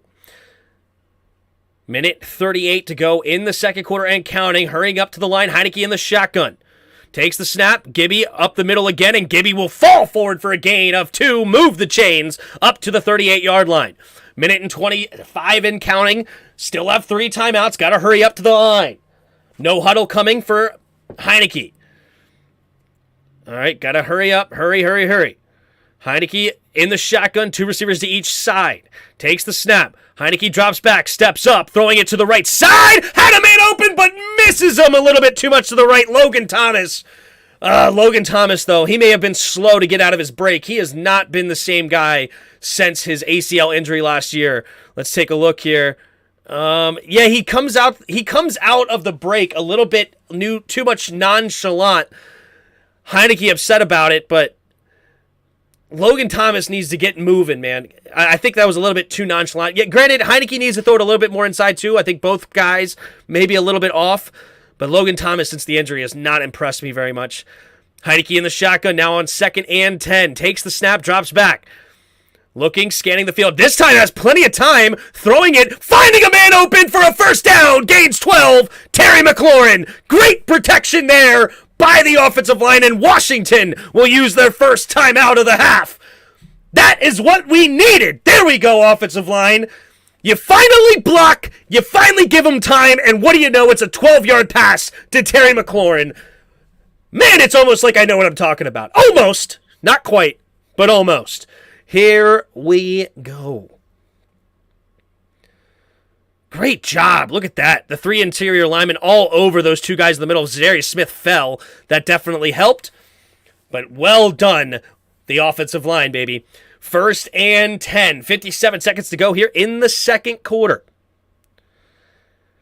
They're up to the 31-yard line, I believe. No, I think it's higher than that. 26-yard line. That's what it is. 2 receivers to each side. Heinicke takes the snap. 4-man rush, pumping, steps up, and he slips it over to the offensive line, but it is an incomplete pass. Sorry, he slips it over to the running back, I should say. And it's an incomplete pass. So it's 2nd and 10 at the 26-yard line. 32 seconds with the 2 timeouts. Plenty of time for Washington. I like that that's actually a good throwaway. Good job there by Heinicke. Incomplete. Don't lose any yardage. Don't waste any more time to keep the clock going. 2nd and 10. 2 receivers to each side. Dyami Brown in motion, takes the snap. 4-man rush. Heinicke has a good pocket, throwing it over the middle, and it's going to be incomplete. Looking for Dyami Brown. Is there... Nope, I'm not sure. Thought I saw yellow on the ground. It must have just been a mouthpiece or something. Not sure what it was. Oh, it's a pair of gloves. He has an extra pair of gloves on his back, does Dyami Brown. So they were yellow. That's why, or gold. That's why I thought it was a flag on the field. But 3rd and 10 now.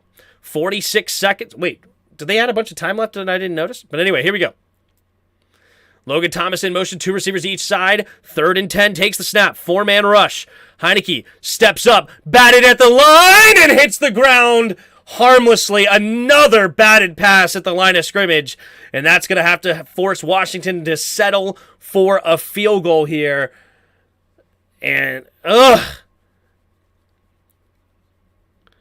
come on, knock his hands down. Norwell, you gotta shove him a little bit. You're just letting him stand there and play defense, like play basketball defense, getting the block. All right, 44-yard attempt. It will be from the left hash for Joey Sly. We have Cheeseman to Way. There's the snap, the hold, the kick is up, and the kick is good. Hugs the right side of the uprights, and it's good. 7-3 now. Minnesota on top. Washington will get the ball coming out of halftime. There's 37 seconds left here in the second quarter. Let's see if Minnesota with 3 timeouts decides to push the envelope at all, or will we see them settle going into halftime with a lead?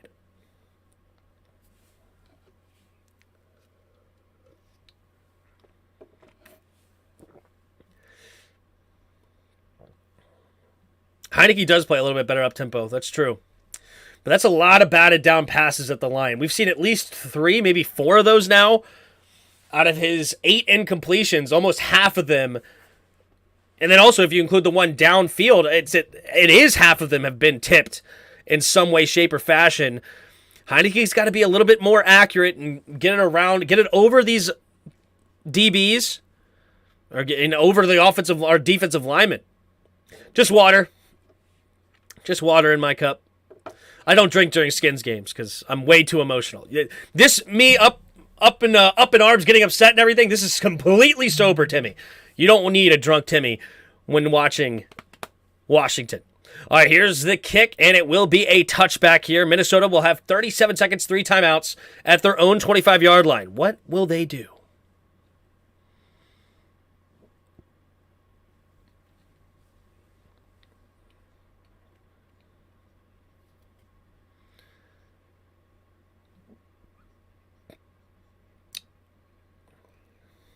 It screams athlete. All right.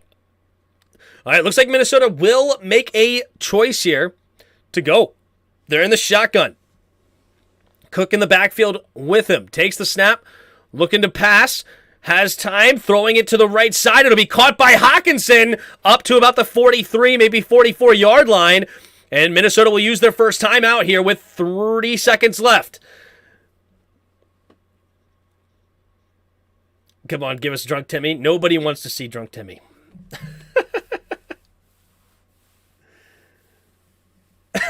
Won at least one game this season with Tipsy Timmy calling the game. Put that to a vote. Maybe I can lean away from the mic when I scream. Okay. Is it too much? Noted.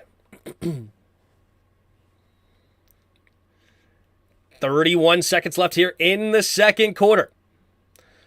At their own 43-yard line. Needs about 20 yards to get to field goal range.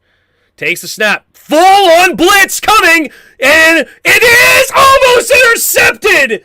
Holy smokes, that pressure really got there. Kirk Cousins nearly throwing an interception. Kendall Fuller just could not quite get his outstretched arms to get the interception. But, man, we literally sent the Engage 8, and Kirk Cousins and Adam Thielen not on the same page.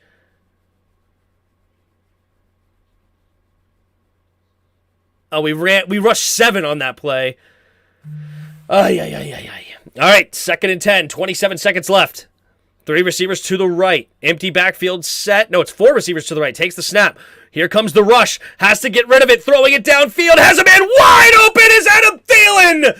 What a throw by Kirk Cousins, and the clock will be stopped with 18 seconds. Uh-oh. Offensive lineman hurt right now for Minnesota. Grabbing his left leg. It's Bradbury. We'll see what the extent is of that, but it will be well inside field goal range now. And it looks like it's Cameron Curl that doesn't quite get far enough back into that zone. And it's a beautiful throw by Kirk Cousins. Only Adam Thielen has a chance at that football. That is just an absolute dot. Pressure was coming in his face. Whew, great coverage. So Minnesota will have to use their second timeout here. 18 seconds left in the first half. Got to stop them from getting a touchdown now. Does McCain do anything?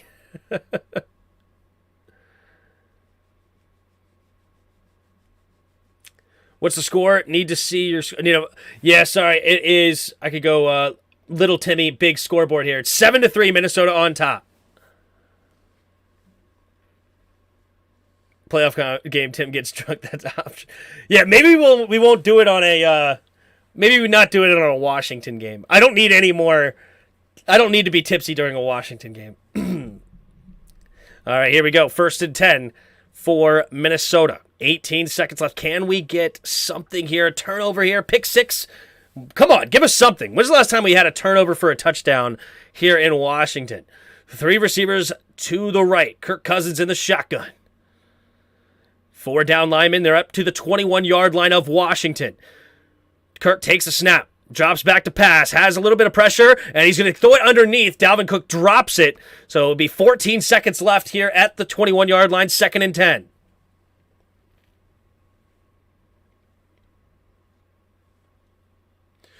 Tim, will you...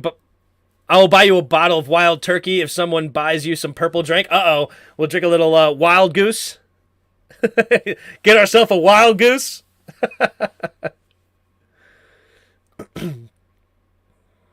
All right, here we go. 2nd and 10. 14 seconds remaining. 2 receivers to each side. Kirk in the shotgun. Kirk takes a snap. Here's the play. Oh, wait a minute. Did they not get the play off? Oh, no. Delay of game. Delay of game from Minnesota moves them back 5 yards. Now it'll be a 26-yard line. 2nd and 15 now for Minnesota.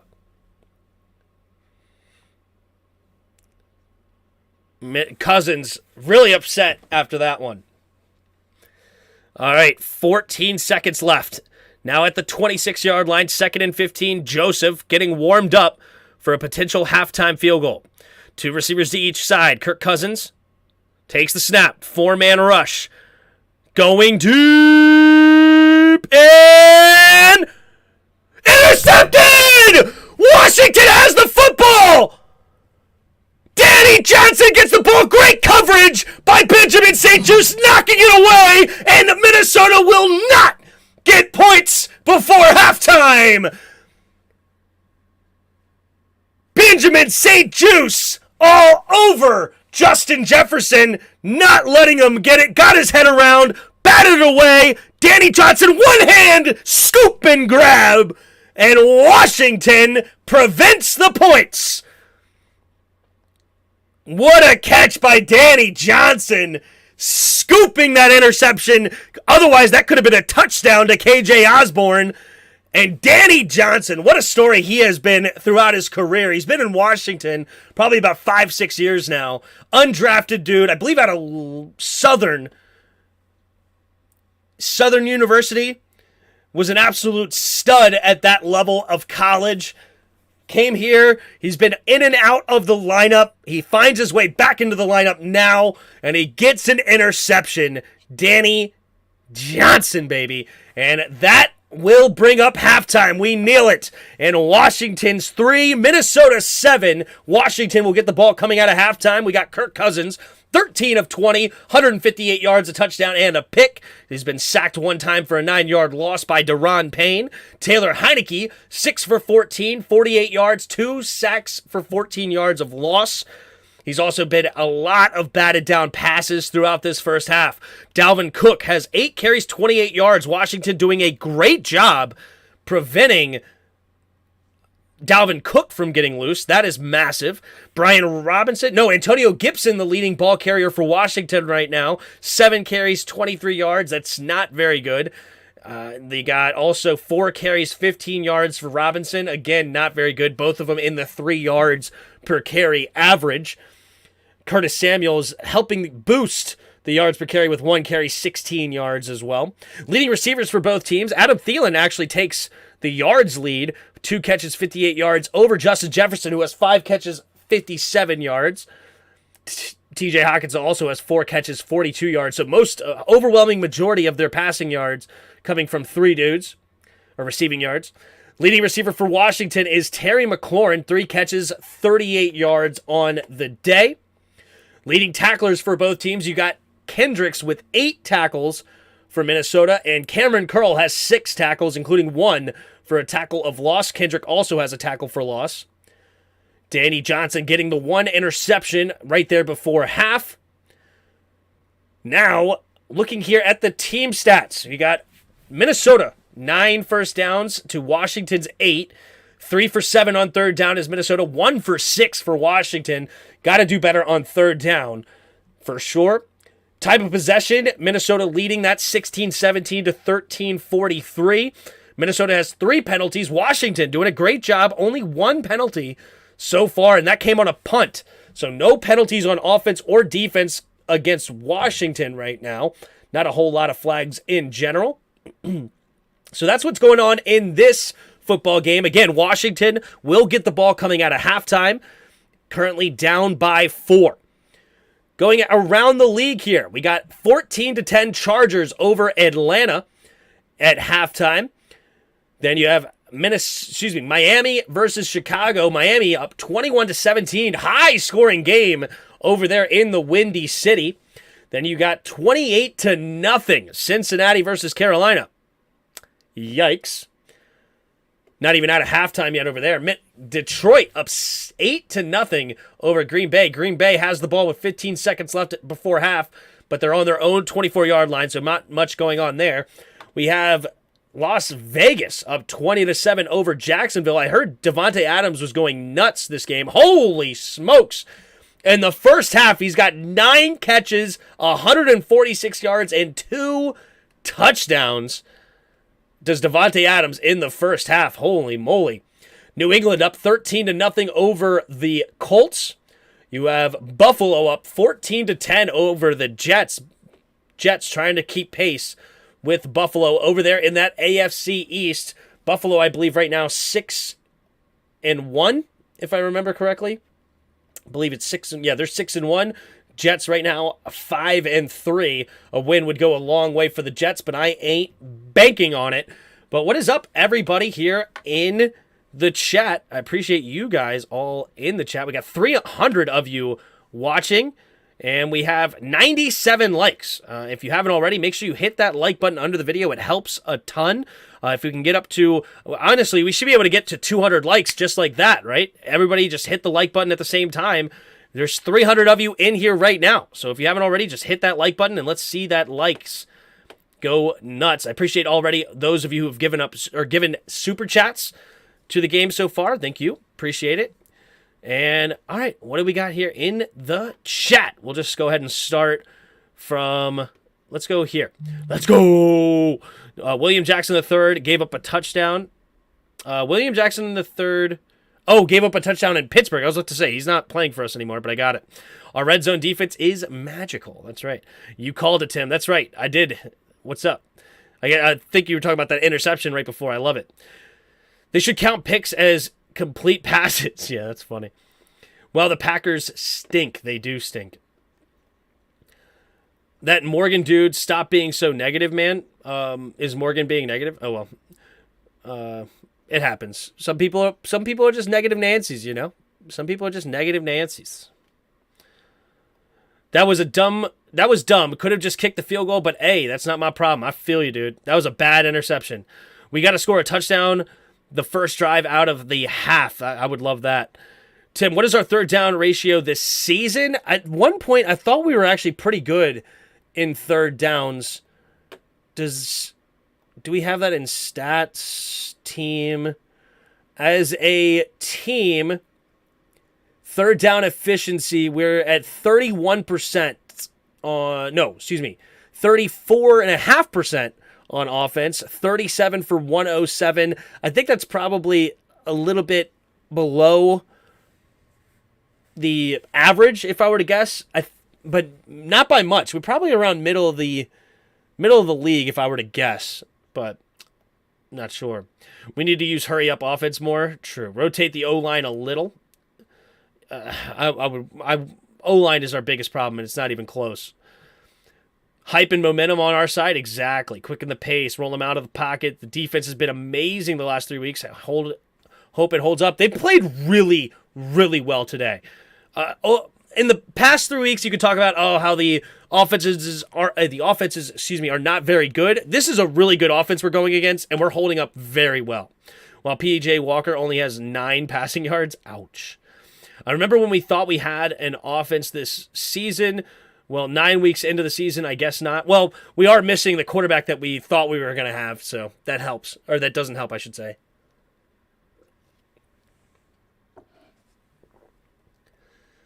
Glad we got an interception. Oh, I just understood that William Jackson III comment. He's saying that William Jackson would have given up the touchdown. I got it. That makes sense. That makes more sense there. Sam Howell would be better. Taylor having 46 passing yards at half, bro. Let's stop acting like Taylor is it in less than that last week. We're not beating the Eagles or Dallas at this point. Maybe. Who knows? You never know. Most of you would have said if right now our quarterback only had, right as they do right now, if our quarterback had 48 yards of total yards in the first half, you would have said we have no chance to beat Minnesota. Well, here we are, first half, we're only down by 4. Anything's possible. I bet you were one of the ones that actually supported Wentz too, huh? I did support Wentz. I supported Wentz for sure.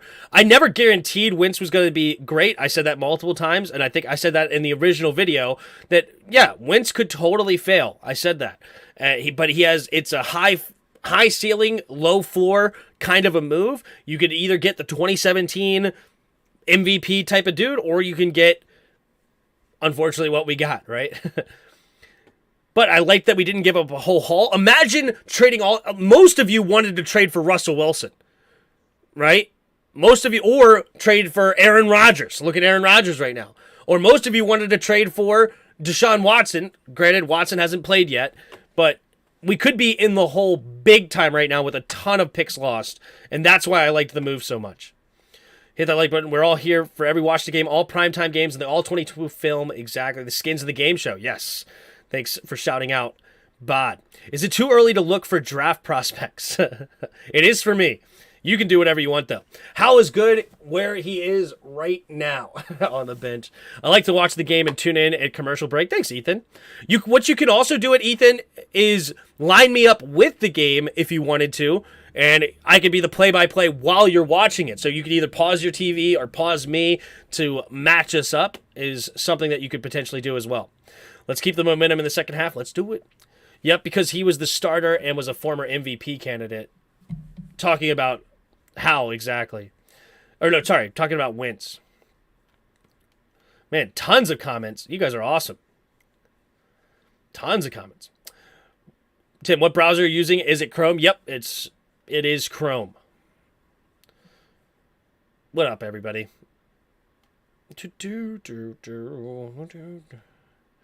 Nothing to be positive about. What about the defense? Benjamin St. Juste is playing great. We're stuffing the run.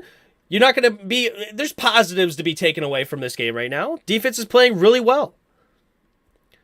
It's frustrating to see so many acting flip. These guys are playing together. That offensive line is the killer for Wentz or Heine. Yeah, it's not good. The offensive line has been horrible all year long. All year long.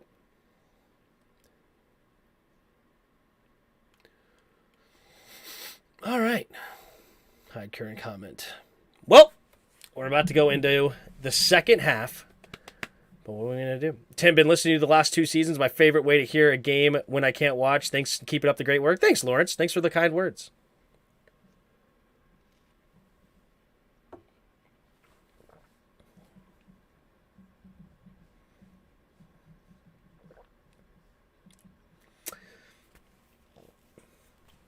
You should be able to zoom control with control plus.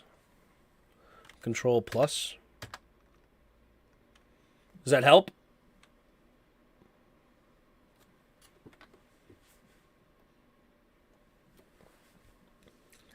Me and technology is horrible, so.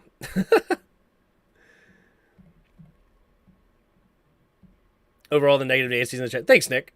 Montez Sweat will get a sack. Let's do it.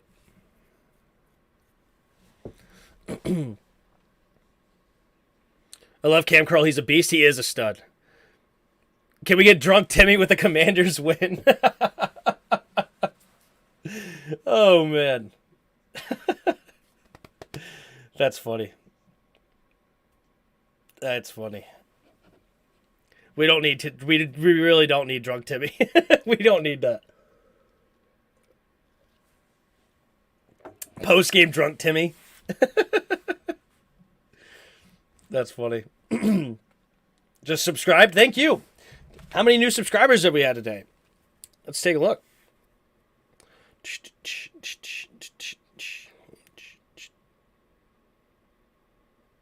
Later.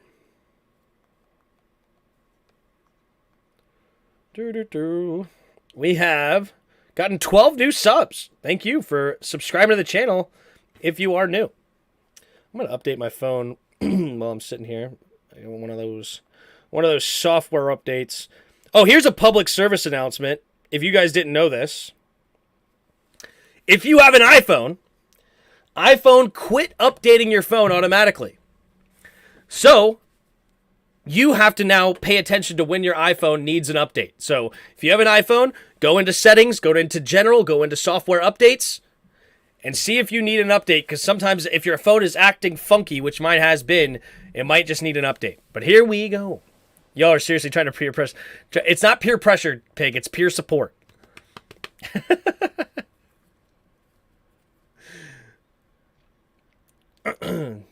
All right, here we go.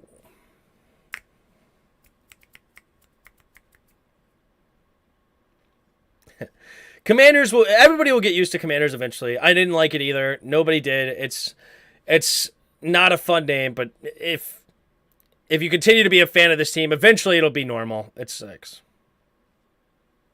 It stinks. I think it's quite obvious the game plan for the Vikings has been to keep Heineke in the pocket. True. Lord Bezos will change it. All right, here we go. We're going to get the second half kickoff, and there's the kick. So Washington, will we get a return here? It will be caught at the 4, and it's Gibby. Gibby running to the right side, has blockers in front, cuts it up. Nice run, still going down the right sideline, makes another man miss, and it's a beautiful return. No flags? No flags? And that is what I've wanted, man. Antonio Gibson as the kick returner. This is why Gibby should have been kick returner the whole freaking time. You get that big boy, 6'1", 225-pound frame with a 4.39 speed in the open field. He does damage. And we start this half inside, I think it's around the 45-yard line of our own. Heineke in the shotgun. They're up to the 48-yard line. Logan Thomas in motion.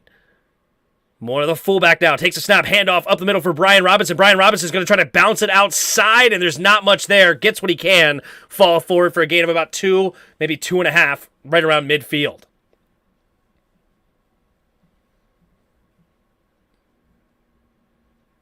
Second and a long 7 here for Washington. 14.5 to go in the third quarter.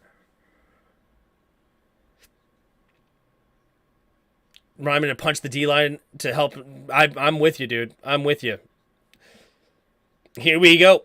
Heineke in the shotgun. 3 receivers to the left. Logan Thomas goes in motion. 2 receivers to each side. Takes the snap. Play action. Avoids the rush. Going deep. And caught! Curtis Samuel makes the grab! And the defense, oh my goodness, what a crutch! And great block there by the ref. The ref helped us out. Curtis Samuel makes the grab. Did he get a touchdown? I think he got tripped up. It's a touchdown? No way! They called it a touchdown? I don't know if it's a touchdown, boys, but it's a catch inside the 2. And the umpire screwed the Vikings, and that's the little bit of luck we needed. I think it's a touchdown! Holy moly, that angle, I think it's actually a touchdown! Oh my gosh, I think it's a touchdown, Curtis Samuel! He fell to the ground, but nobody touched him on the way down or as he was getting up. And Heineke gets a huge touchdown, and we may have just taken the lead.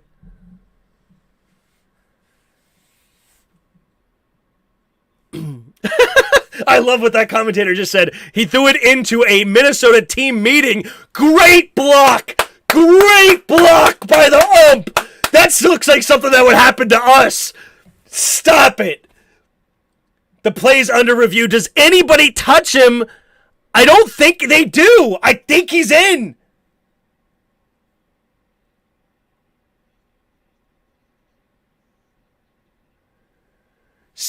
I don't think anybody touches him. Somehow he gets between Bynum's legs. Maybe somebody touched him at the 1. I don't know. It's hard to tell. It is hard to tell. Either way, we're going to get a 1st and goal inside the 2. And here we go. Holy moly. Heineke gives 0 Fs. You ain't lying. That. I literally, look at this.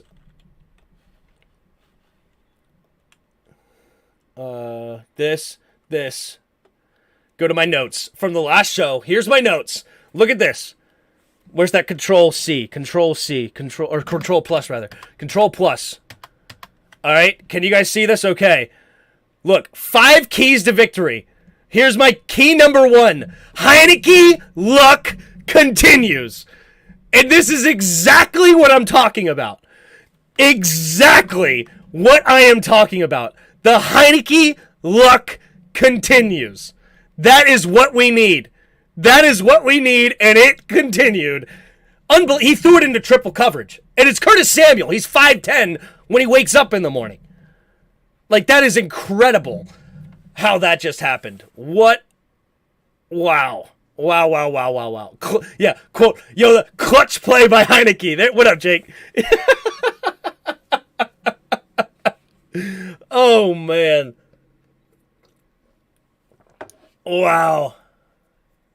So explain how the refs helped the Vikings. Oh, no, that one helped us big time.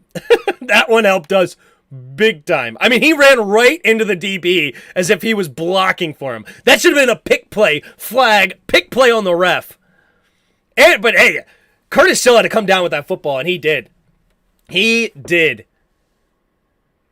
They just handed a TD instead of a pick. You ain't lying, Vlad. You ain't lying. Not Heineken, it's Curtis. That is Heineke. Hold up. That was all Heineke, okay? Absolutely all Heineke. Why? Because that is the luck that a gamer needs to win. All right? That is all Heineke. Here's the scoring review. What do we got? After the review. The rule on the field stands. The ruling is on the field stands! And Washington gets the touchdown! We're going to get the extra point, and you know what comes after that.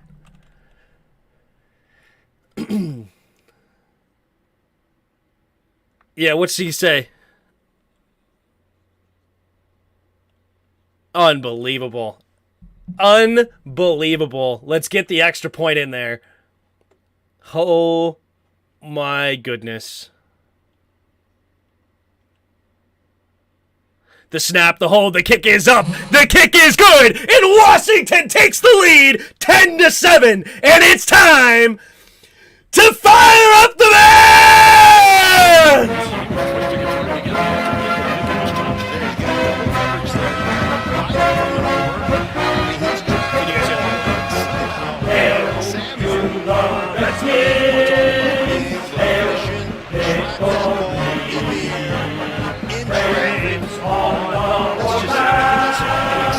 Fight for old DC.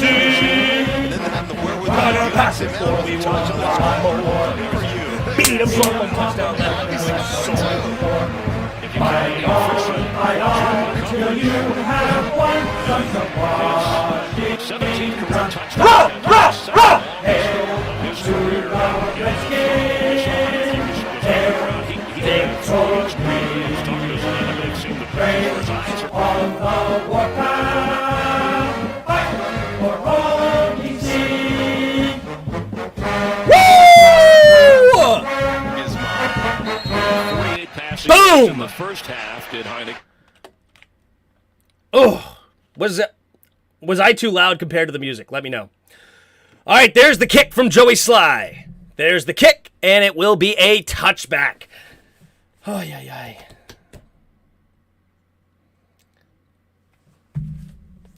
Oh, my goodness. Oh, my goodness.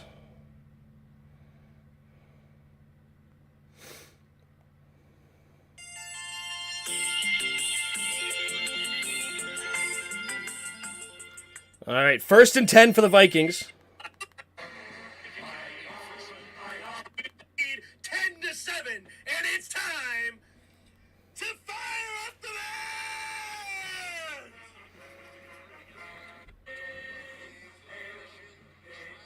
band! Okay, good. It sounded okay. Here we go. Kirk under center, takes the snap, play action, rolling to his right, has pressure in front of him, and he has to just get rid of the football, and it's incomplete. 1st and 10. Oh, my goodness. Oh, my goodness. What's up? Oh, I didn't mean to do that.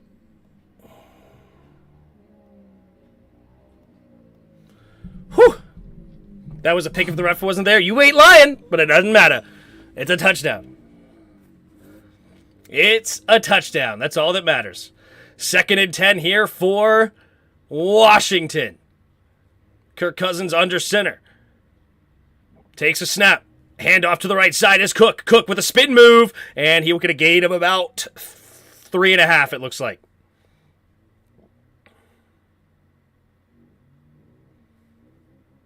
That's why I listen to Tim. Thanks, Tim.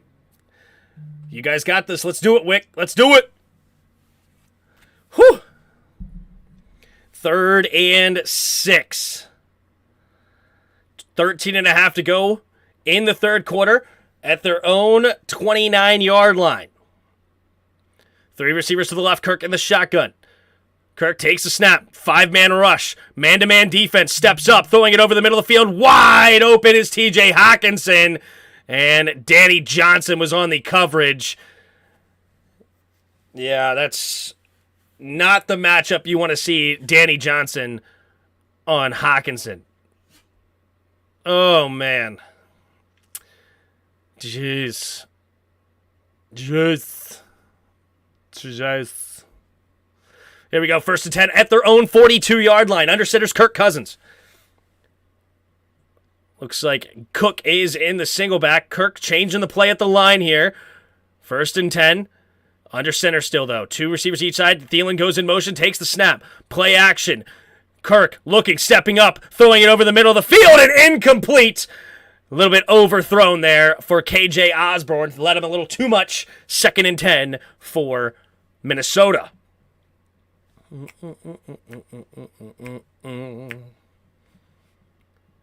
Kendall Fuller. Oh, yeah. Osborne. You need to continue to run, man. Run. Ooh, that was just a duck of a throw by Kirk Cousins. Yikes.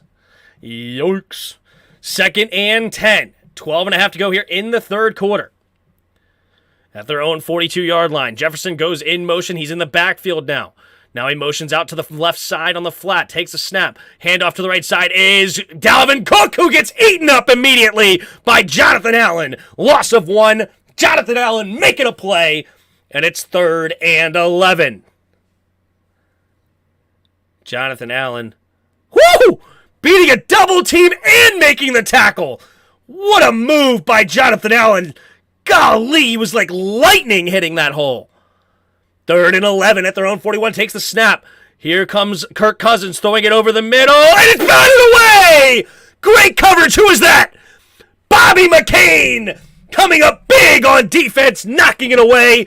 Osborne had a chance to get a first down, but it's no good, and Minnesota will be forced to punt. Good pressure there by Jamin Davis at the end, but great play by Bobby McCain to come flying up and knocking that away. There's the kick and the punt. Rather, the snap and the punt. And it will be caught around the 17. He makes the first guy miss, and ooh, that spin move was ugly. And he's only going to get to the 18-yard line of Washington. And that is where Heineke will start this next drive. Hi, Ruba. Hi, Ruby. You having fun? Did you have fun at the dog park yesterday? Did you like the dog park? Oh, yeah? We went and played fetch. You hung out with other doggies? Mwah, mwah, mwah. Look, we got a blackout game. Ruby's on her blackout. Hi. All right. Go to mommy. Or you can come up here. You want to come up? Up. There you go. All right, baby. Let's keep this going. Flag on the play. Interference by Ruby. There you go. Take command and never give up. That's right. Feeling good. Let's go more Heineke magic. I'll take. It's better to be lucky than good, ladies and gents. Better to be lucky than good.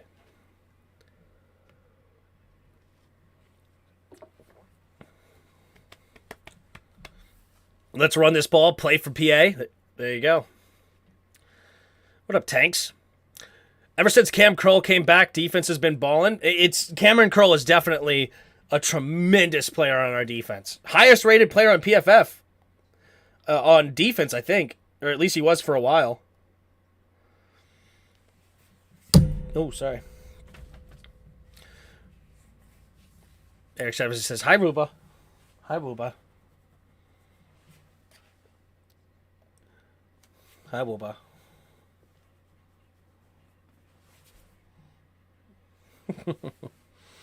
The luck helping us win? Exactly. I'll take that all day long. Heineke!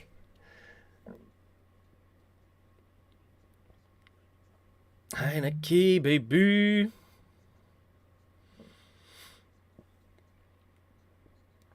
We keeping the defense fresh, too. That's important. 100%. 100%. Keeping that defense off the field is very, very important.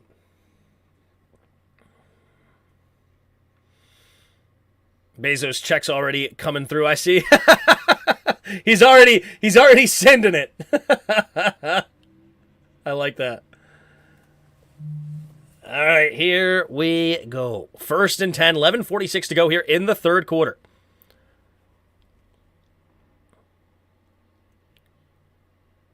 All right. Empty backfield set here on 1st down at their own 18-yard line. Heineke in the shotgun takes the snap. Here comes a blitz. Get ready to make quickly. Caught by Gibby, and Gibby will get tackled by Trey Turner, our right guard. Nice play there by Harrison Smith. He was the one that really made the tackle, but Trey Turner made sure he went down hard. That's the play of the game for Trey Turner right there. A tackle on Antonio Gibson, gain of 1.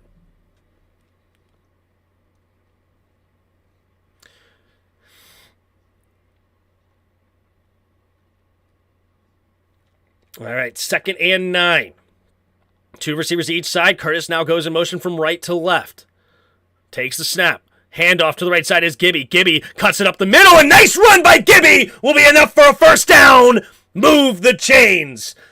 That is something that I do not remember seeing very much of Gibby last year. And he did a great job this last few games. He's pressing where the run is supposed to be, then cutting up the middle. That slight force to the outside makes the linebackers all overcommit to the outside. Then he sticks his foot in the ground, cuts up the middle, and that is what allows you to get a nice play. 1st down up to the 28-yard line. Heineke takes a snap. Handoff again to Gibby. Gibby, nice running again, and he's going to cut it out to the right and get a gain of about 4, maybe 5. What are the chains, Tim? It's now 2nd and 5 at the 33-yard line of Washington.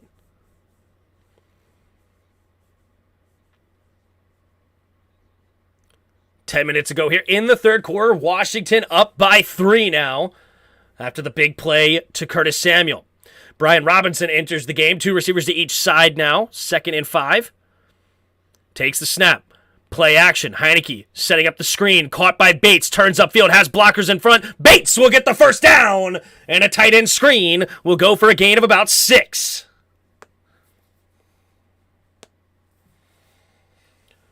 $9:40 to go here in the third quarter and counting. They're now up to... So it's 1st and 10. Should be up to around the 40-yard line, 39-yard line or so. 9.5 to go in the third quarter. All right, Brian Robinson in the backfield with Heineke in the shotgun. Bates goes in motion. Comes the fullback. Takes the snap. Handoff up the middle for Brian Robinson and immediately getting hit in the backfield. John Bates not making the block on Hicks and nowhere to go for Brian Robinson. Ugh, come on, you got to continue to block well for these guys. Like Jordan Hicks just beats the tight end. Ugh, Bates. Come on, Bates. Come on, Bates. You got to make a better block than that. 2nd and 10 now at their own 39-yard line. They only gave him the 38, actually. So 2 receivers to each side. Heineke in the shotgun. Takes the snap. Play action. Drops back to pass. 4-man rush. Throwing it over the middle of the field. And it's caught for the first down. Gain of about 15, maybe 16 by guess who? Terry McLaurin. 1st and 10, Washington. Terry McLaurin beating Pat P on a dig route. And that is a great throw. Where's the roughing the passer? He hit him so high. We see that all the time. Unbelievable. I guess they decided, hey, Heineke doesn't earn roughing the passer calls, I guess. But good grief, he hit him all over the head. 1st and 10, Heineke in the shotgun. Takes the snap. Play action, rolling to his right. Getting it out quickly to Terry McLaurin. Terry McLaurin trying to spin and won't get anything extra. Gain of about 4. Here we go. McLaurin starting to add up on the stats today. 5 catches, 56 yards. Let's see if we can continue to pad his numbers. 2nd and 7. 7.5 to go here in the 3rd quarter. Terry McLaurin gets a gain of 4, so he should be up to around the 40-yard line of Minnesota. Let's see where they are on the field. We got an I formation here with a fullback. They're at the 44-yard line of Minnesota. Heavy formation. Puts Armani Rogers in motion, takes the snap. Handoff up the middle for B-Rob. B-Rob will go forward for a gain of about 5, setting up 3rd and 2 for Washington. Under 7 minutes to go here in the 3rd quarter. What do we got? Offense is looking a whole lot better so far in this 2nd half. The roller coaster of Taylor Heineke. 3rd and 2. There's Alex Arma, the fullback that came in, made a nice block. 3 receivers to the left. Heineke in the shotgun. Takes the snap. Handoff to B-Rob, and nowhere to go, but he fights for it, and he gets close to the first down marker. Holy moly! Brian Robinson somehow turning a easy no gain into a gain of 2. Will we actually get the first down here? Had to get to about the 42-yard line. Sorry, 37-yard line, rather. And they're going to give him not the first down. So 4th and 1. Here we go. Washington's going to go for it. Riverboat run. 15 seconds on the play clock. Got to make a decision quick. 10, 11, 10, 9. And Washington is not going to run a play for now. They're going to use one of their timeouts. Timeout Washington with 5:40 to go. Got to make sure they draw up the correct play. Everybody's wanting a QB sneak. Put Bates in fullback and hand it to him. Yeah, we'll see. A fullback run. A QB sneak. Whatever it is, I just want the first down. Come on. There's many ways to skin the cat, as they say. Many ways to skin the cat.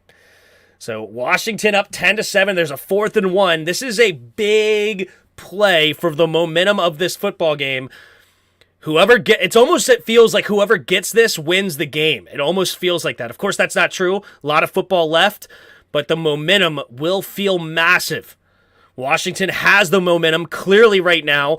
Can they keep it? Heineke under center. All right. Takes the snap. Play action. Rolling to his right. Going to throw it behind him. And it's batted away. And great coverage there by Evans. And it's incomplete. They went for Terry McLaurin. And Terry McLaurin could not make the grab. Oh, could have been pass interference a little bit. He didn't even go for the football. Just hit him early. But no call. And the play is turnover on downs. Tough.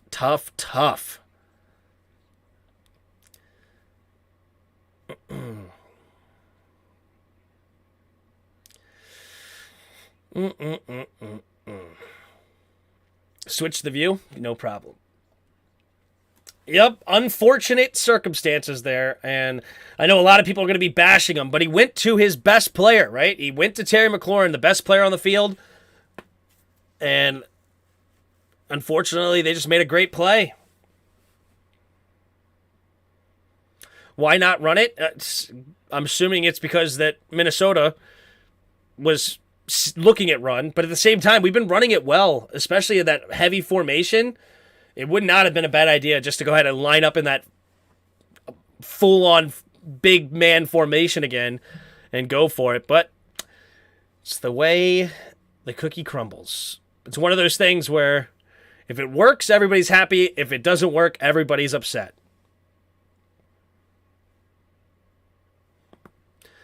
Yeah, that's why you drafted B-Rob, right? But then again, they ran it on 4th and 1 last week, and John Bates lost the football, or got stuffed because John Bates missed the block.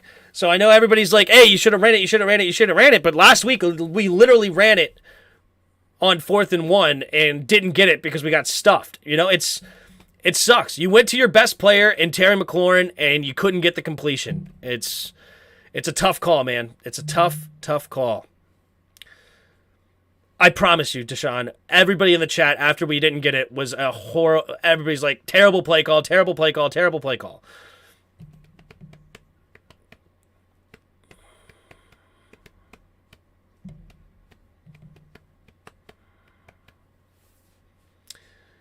It's tough, man. You know, I'm not going to hate on him too much for going to Terry. I would love him to go to Terry more often. Unfortunately, that one didn't work out. At the same time, you know, I wouldn't have been mad if they ran either. You know, it's one of those situations. And it was great defense by Minnesota. They weren't fooled by the play action. And it's tough. No, that was actually Logan Thomas that came from the left. He made the block. John Bates was on the right. And he just missed his block. Here we go. Kirk Cousins, under center, takes a snap, play action, has time, rolling out to his right, steps up, has plenty of time still, and now he's going to set it down to Dalvin Cook, and Dalvin Cook's going to lose 3 yards on the play. Great coverage there by Washington. Nobody seemed to get open, and they're going to be losing 3 yards at their own 440 now. Ugh. Great coverage there by Evans. Great coverage. Was that not holding? Probably. All right, 2nd and 13 here for Minnesota. Defense has got to continue to step up. Takes a snap, drops back, looking, stepping up, going deep, and incomplete! Somehow Justin Jefferson drops that football, and the luck continues for Washington. That was catches that Justin Jefferson was making earlier in this football game. But Justin Jefferson had an opportunity to come back and get that football, and he just drops it. He's looking at the refs, but now there's nothing there. He just dropped that, Justin Jefferson. Derek Forrest was in the vicinity, but that is one that Justin Jefferson typically catches. 3rd and 13, 3 receivers to the left. Kirk takes the snap, 4-man rush. Steps up, pressure coming, gets rid of the football, and it hits the ground, and it's another 4th down. Guess who? Jonathan Allen coming with the QB pressure and just taking advantage of that left guard. 4th and 13 at their own 40, and they will be forced to punt.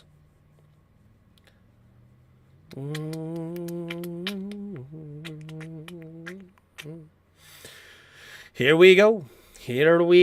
4th and 13. Here we go. The snap and the kick.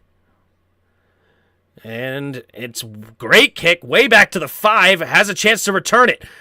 Going to make a couple of guys miss. Gets past the 20. And it's a good return up to about the 22-23. He caught it at the 5-yard line. Not bad there by Dax Milne, and Heineke will come back onto the field, still maintaining a 3-point lead, 4.5 to go in the third quarter. I mean, yes, they just dropped it there, but this defense has really stepped it up. I mean, they had that one play on the first play of that drive where Kirk Cousins had all the time in the world, but could not find an open receiver and ended up getting a tackle for a loss. And they're just doing a great job right now on defense. Great job. Got to continue. If we can get a touchdown here, that really puts the pressure on Minnesota. Really puts the pressure. Are some people in the chat ahead of Tim's stream? Probably. It happens all the time. So chats can definitely be ahead. Sometimes it's all over the place. I try to be I try to be ahead of the game as much as possible, but unfortunately, I'm limited by the technology I have. We need a touchdown. Come on, Heineke, says Hines. What up? We need to score. Man, our defense is balling right now. Are bailing us outright crazy. True. Leaving points on the field, going to come back to haunt us, I'm hoping. And haunt us, I'm hoping not. Well, look, the only one haunted right now is Minnesota, right? Minnesota's sphincters are like this tight, okay? They're tight right now. They're the 6-1 football team. They were the favorites, right? Washington right now, they're on a 3-game winning streak, and they're playing much more loose than Minnesota. You could just see that with this entire situation. Yeah, we're not playing great. Our offensive line struggled for sure. Play calling has not been great, of course. We've had some unfortunate circumstances, but then we had that great luck on our side with that beautiful play by the ref, right? So it's up and down. That's what you get. The experience of Heineke is an up and down roller coaster. But let's see what we got. I love this situation. I mean, if you told me before the game, 4 minutes and 32 seconds, we would have the ball up by 3. Yes, please. Yes, please. Right? It's huge. T. Reaper says, love the dog. Good. She's being cute. Good offensive coordinator would do wonders with these weapons. True. True. All right, 1st and 10 for Washington. 2 receivers to each side. Heineke in the shotgun. Puts a man in motion, takes the snap. Handoff up the middle for B-Rob. B-Rob bounces it outside to the left, has room to run. Stiff arms a man, falls forward for a gain of 6. Nice tackle by Evans to not let him get any extra. B-Rob getting a gain of 6. Cordero Patterson, what a play there over there in Atlanta. Holy moly.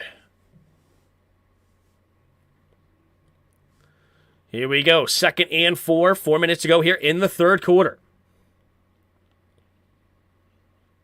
Heineke under center. Brian Robinson, the running back.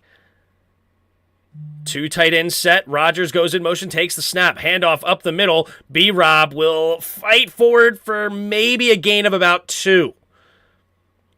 Potentially. 3rd and 2. 3:30 to go here in the 3rd quarter.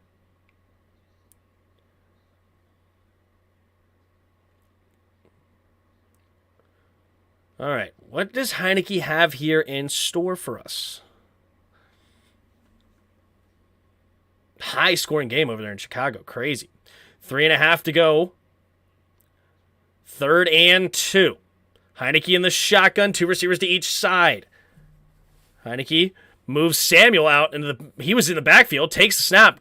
Looking, scan the field. Pressure coming. Has to roll to his right. Has to look. Going deep. And wide open is Curtis Samuel for the first down. Move the chains. Beautiful play. Well done.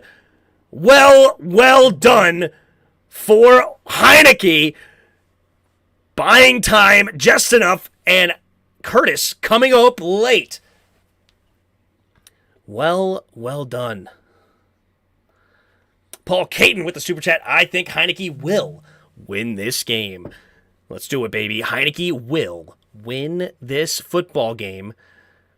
2 receivers to each side. Heineke under center. Puts Rodgers in motion. Takes the snap. Play action. Steps up. Looking. Has time. Throwing it over the middle of the field. And incomplete. Overthrowing McLaurin on that throw. 2nd and 10. Looked like at least 2, maybe 3 guys around McLaurin on that one. But Heineke just gets rid of it, throws it a little high. 2nd and 10.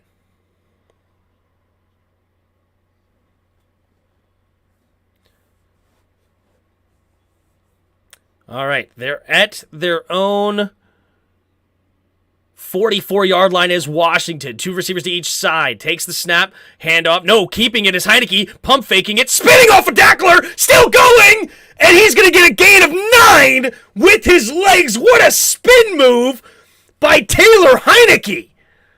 Holy smokes. What a play. Wow, wow, wow. Second, wow, look how low he got with that spin move. Heineke looking like a stud. Third and 1 now for Washington. And whistles are being blown. Not sure what's going on here. And what are we challenging? Why are we challenging that? It better be clear and obvious. It looked like he was a yard short to me. He had to get to the 41-yard line. There's the spin. That is... Oh, wait. Does he not actually touch his knee to the ground? Does his knee not touch down on that? We have to see a better angle. I don't know why in the world he threw that challenge flag. I am very, very confused. Based on what I saw, it looked like he was short. But let's look at this. Heineke has a man on his back. And yeah, that's a horrible call. What are you doing? What in the world was that call? Why in the world? Yeah, it is. Oh my gosh. What a... Dude, are you kidding me? Ron Rivera, what are you looking at? What in the world are you throwing that challenge flag for? No, it didn't. What are you talking about, Common? At first glance, it looked like he had it. No, it didn't. It looked like his knee was down at first glance. And guess what? At second glance, third glance, fourth glance, fifth glance, his knee is down. The entire time. Like, it's never a question... Like, yeah, you had a bad camera angle. Yeah, with a bad camera angle, okay, I can't tell. But it's clear and obvious. Like, from the looks of it, it looked like his knee was down before the first down. Like, during the play, I said he was just short. It was a 9-yard gain. That was obvious. 3rd and 1. And then all of a sudden he throws the challenge flag, and I'm like, what am I missing? And I didn't miss anything. I saw it on the first go. And you're throwing the challenge flag over there, Ron. You need to give the challenge flag to somebody else. Give it to someone else. You're a donkey on that. Unbelievable. I mean, I don't know what in the world you're thinking there. Yeah, rolling on the field, stands is called, and we waste a timeout. Thank you. Appreciate it. So we basically wasted 2 timeouts now because we didn't even get the 4th and 1 that you called timeout on earlier. So now we wasted a second timeout. Yikes. Got to get a touchdown here. Come on, offense. Let's do it. 3rd and 1. 3rd and 1. See what Scott Turner draws up here.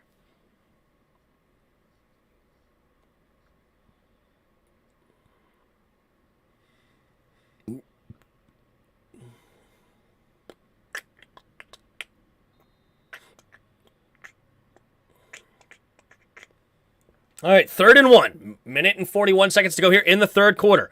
Heineke under center. Brian Robinson, the single back. Logan Thomas out wide to the left. Now he's going to motion in to the tight end spot on the left.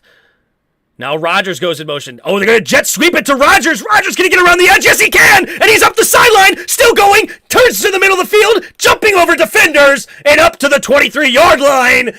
And Washington gets the first down to the undrafted free agent rookie tight end who played quarterback in college. Gets the first down. Who is 88? He has the wheels. That's Armani Rodgers, baby. Undrafted rookie free agent, moved to tight end. What a play. What a play. 24-yard gain, baby. 24-yard gain. What a play there All right, 1st and 10 now. Takes the snap. Hand off to the left side. Ooh, they're going to double flea flicker. Heineke going deep at a man, and he overshoots him. They go with a crazy, wild play here. 2nd and 10 now after that, Washington. They do a reverse flea flicker nonsense.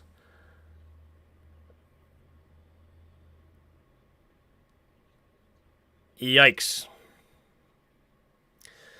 I mean, granted, I didn't see it coming. I can't say I saw that coming. 1933 stuff. Here we go. 2nd and 10 now at the 23-yard line of Minnesota. Takes the snap. Play action. No, handoff to Gibby. Gibby trying to get around the edge, and he's only going to get a gain of about 1, maybe 2. So that's going to set up 3rd and 8 now for Washington. Maybe 3rd and 9, depending on the spot.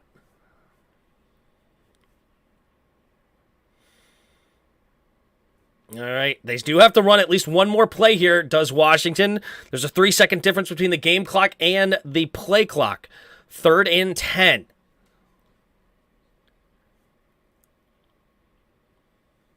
Here we go. They didn't even give him a yard? No way, right? Wow, you didn't even give him a yard. That's, what? Takes a snap, drops back. Pressure coming, steps up. Heineke avoiding the rush. Does he get a face mask? Does he get the face mask? Yes! Face mask! Decenarius Smith sacked him, but grabbed his face mask, 15-yard penalty, and moved the chains. Well done by the refs. Oh, wait. Oh, maybe he had an argument. No, he grabs his face mask. There it is. He definitely has his face mask in it. He also got his chest, like he said, but he got his right thumb grabbed the face mask and pulled it. So there you go. Free 1st down for Washington. That's the best play call Scott Turner has had all night long. A 15-yard face mask. That's the play call.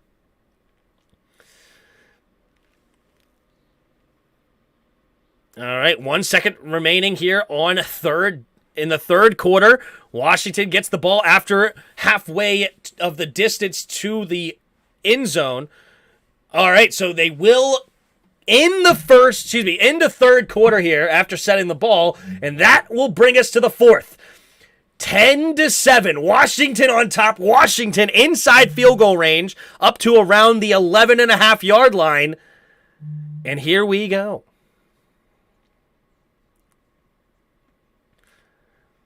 Big Timmy, please. What's up, everybody? What up, everybody? Now throw a TD pass to him. I like it. I like it. I like it. I love face mask. He's a Pro Bowler.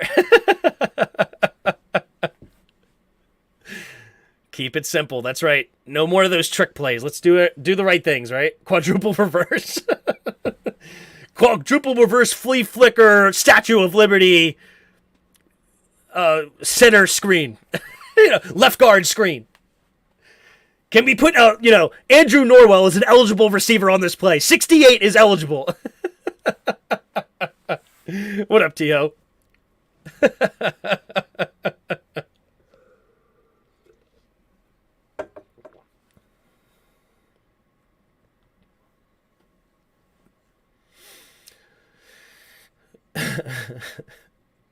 Def want to get tropical smoothies? Sheesh. I'm getting hungry. I'm gonna be ready to eat after this game for show. Why does Scott Turner have a aneurysm? What did I just say? Did I say something I shouldn't have said? I have no idea what that word means. Hit him with the LSU special. Yeah. No, you want Norwell to pass to Leno. Oh, there you go.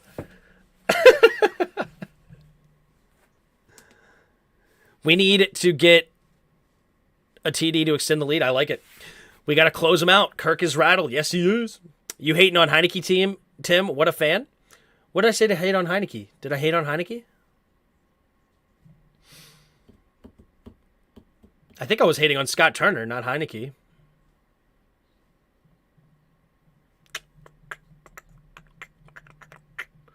O-line about to stand up this drive. Let's do it. Let's go Wildcat play. Yeah, Kirk Cousins has been the most clutch QB in the league. Don't forget. Is that true? You might be right. This year, he might be actually playing pretty well in the fourth. They've had some close games, and they've won. Do you think McLaurin will score? I can only hope.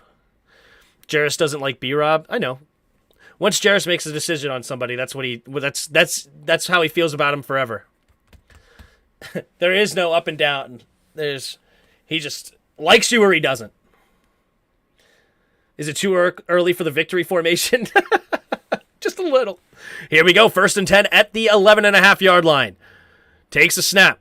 Handoff to the right side is B-Rob. B-Rob bouncing it outside, cutting it up the middle, and he will jive ahead for a gain of about 6, maybe 7. Depending on the spot, it looks like he give him 6-ish. They give him the 6-yard line, so 5.5 yards on the gain. So it'll be 2nd and a long 4 here for Washington. Here we go. 14.5 to go here in the fourth quarter.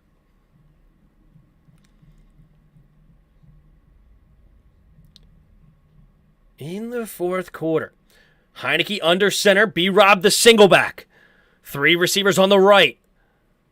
Puts Curtis Samuel in motion now. Takes the snap. Fakes it. Play action again. Looking. Throwing it quickly. Caught by Dax Milne. Into the end zone. Touchdown! Washington! Dax Milne with the grab. First touchdown of the year. And Heineke gets another one. Beautiful play.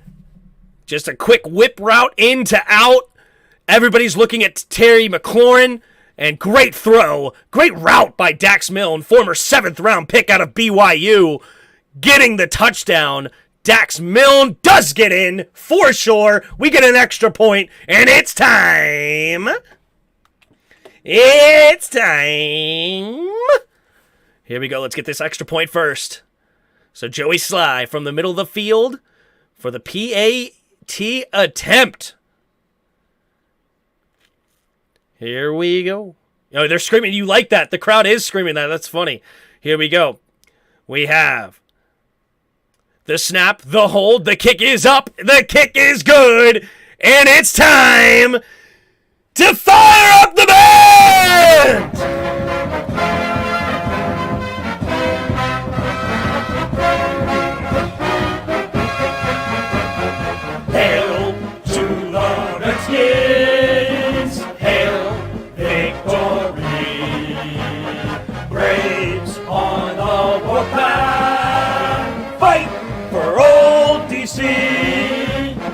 Runner, passer, score, we want a lot more.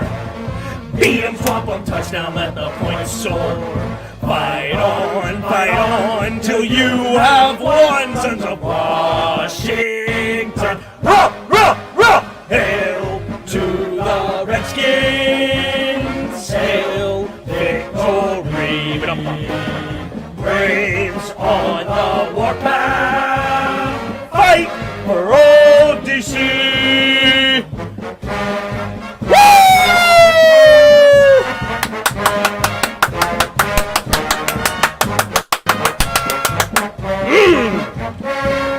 Let's get it!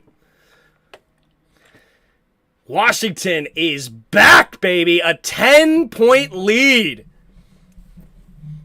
10-point lead. There's the kick from Sly. And it will be a touchback. Remember when it was supposed to be a blackout game? I see no black in the stadium. Absolutely no black. That is hilarious. All right, here we go. 14-14 in the fourth quarter. The touchback, so that's where Kirk Cousins will start on his own 25-yard line. Can Washington's defense continue to stand up strong here in the second half? They have not allowed any points since the first drive of the opening quarter. Here we go. 17-7 in the fourth quarter. Kirk under center at his own 25. Dalvin Cook, the single back, puts Thielen in motion, takes a snap, fakes the pass, or takes the jet sweep, pitch play to the left, and he's not going to get even back to the line of scrimmage. Bobby McCain there for the tackle. Loss of 2 on the play. 14 minutes to go in the fourth quarter. 2nd and 12. There's Chase Young hyping his team up, baby. Hyping his team up. Saying, let's go. Takes the snap, drops back, 4-man rush. Pressure coming, he has to throw it over the middle of the field. Incomplete. 2nd and 11. Now, 3rd and 11. Here, 13:46 to go. The clock has stopped. Kirk Cousins. Surprised they didn't call this as intentional grounding. Nobody was near the football. Maybe a little bit. Justin Jefferson was kind of close. I'll take it. I won't call it then. It's fine. I won't call it. All right, 3rd and 11. Defense has been tremendous on 3rd and long tonight. Can they continue it? At their own 24-yard line, Kirk in the shotgun, 3 receivers to the right. Kirk takes the snap. Here comes a 4-man rush. Looks to throw it to the left side, and it is intercepted! Benjamin St-Juste has it, going back the other way, and he can get to the end zone. He will, but there's a flag on the play. What is the flag going to be? Might be a first down, but it's a pick 6 for now. What is the flag? What is the flag? Do they call it? Let's take a look here, jamming up a little bit. And, they're going to say he was hugging. Yep, Benjamin St-Juste got a little huggy there. Yep, definitely grabbing him. Good call. Pass interference. The pick is negated here. Let me double check. Hold on. I believe. Yep, pass interference on Benjamin St-Juste. It was a good call. Benjamin St-Juste not happy about it, but he got a handful of jersey there. Doesn't let him get up anything, so... tough. 1st and 10 now. Ron Rivera's not happy, but definitely a good call. He got a handful of jersey on that play. No good. Kirk Cousins, under center, takes the snap. Play action. Pressure coming! And Benjamin St-Juste comes right back and gets a sack! Boom! That is a tremendous call. Tremendous call by Jack Del Rio. He said, you know what? You got screwed that play. He really didn't. But everybody says he got screwed that play. I'm calling a cornerback blitz. Go get yourself a sack, big boy.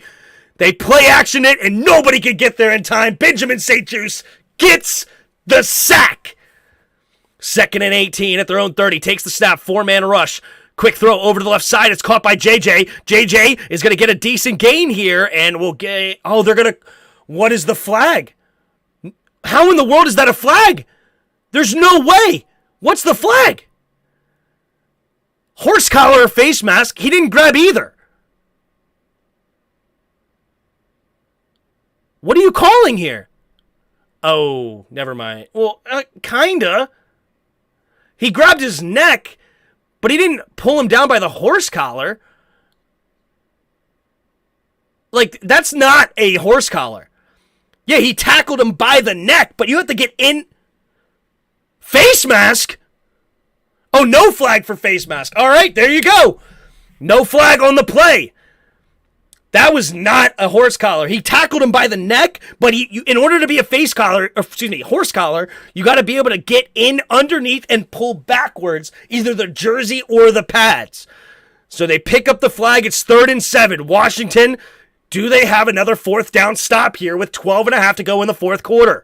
Crowd is getting loud here in D.C. Nobody is wearing black. That is hysterical. Here we go. 3 receivers to the right. Kirk Cousins in the shotgun. Kirk, empty backfield, takes a snap. Here's a 4-man rush. Going deep. Has a man with a step. And Justin Jefferson makes the grab. Tackled at the 12-yard line. Kirk Cousins shaken up on the play, but they will get the first down in the red zone. Benjamin St-Juste just getting beat on a go route. Perfect throw by Kirk Cousins. And Benjamin St-Juste will tackle him at the 12. Ooh, Daron Payne comes up and gets a hit on him in the pocket. Pressure was there, just not the coverage on the back end. Benjamin St-Juste not having the drive of his career. The exact opposite, I would say. Yeah, Benjamin St-Juste with 2 big negative plays here. Tough. All right, we got a commercial break. It looks like Kirk Cousins slow to get up. Overall, I think he's going to be okay, but we'll see. It's up in the air.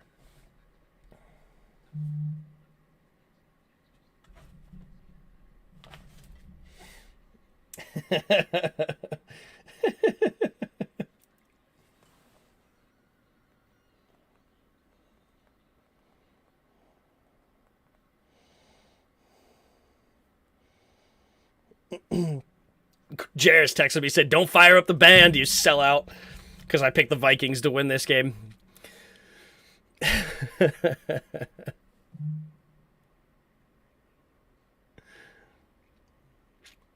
Look like a liver shot. Yeah, overall, I think he's going to be okay. Maybe a rib here or there, but we'll see. I mean, maybe it takes him out.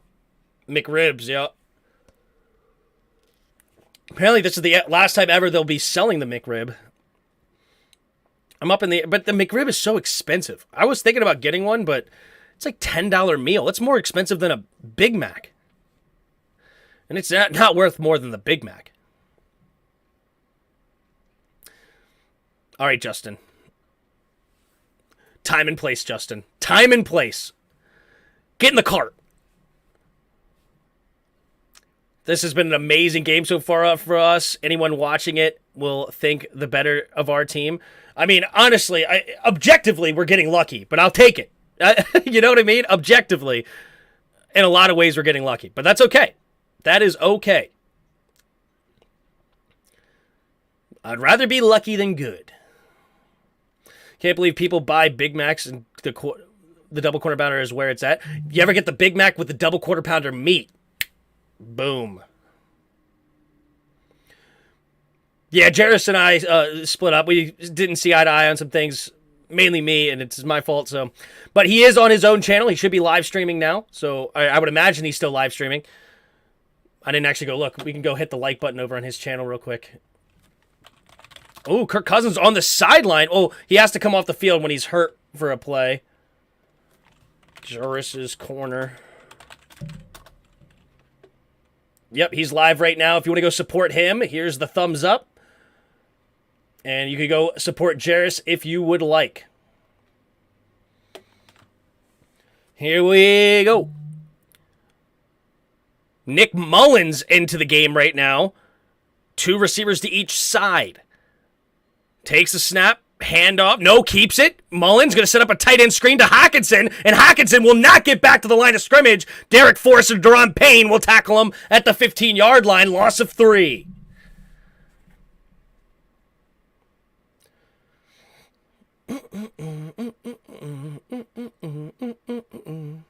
Phone down and back. Thanks, Igman Mod.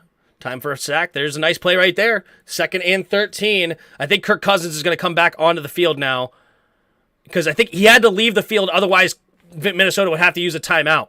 So here we go. Kirk Cousins in the shotgun. 2 receivers to each side. Takes the snap. Drops back. Pressure's coming, and he gets his as he threw. Incomplete. I think that was Ridgeway coming up through the middle of that defense, or was it Toohill? No, it was Sweat? Is Montez Sweat? I'm not going to lie. I would have swore whoever sacked him was white. I don't know why. I don't know. If you would have said bet $100, I don't know why. I really don't.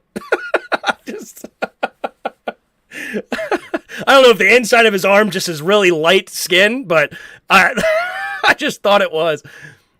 3rd and 13. It was Montez Sweat who made the sack.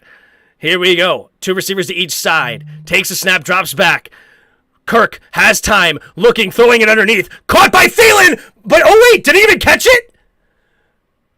He may not even have caught that. Either way, it's 4th down.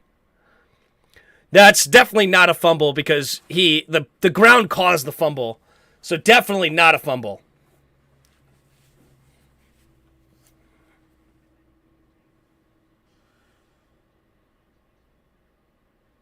Yep. Definitely not a fumble. The ground caused the fumble. So, yeah, that's the right call. The fans are not happy about it, but the ball he didn't lose the football until he hit the ground. So, definitely not a catch and fumble. It's a catch, but either way, 4th down, and it will be Greg Joseph coming on for the field goal attempt, 4th and 4 at around the 8-yard line. 25-yard attempt. So it's at the 7-yard line. All right, we have the snap, the hold, the kick is up, and the kick is good. So we're down to a 1-score football game. Washington 17, Minnesota 10. With 10:46 to go here in the 4th quarter, Washington will be getting the ball here for their next drive.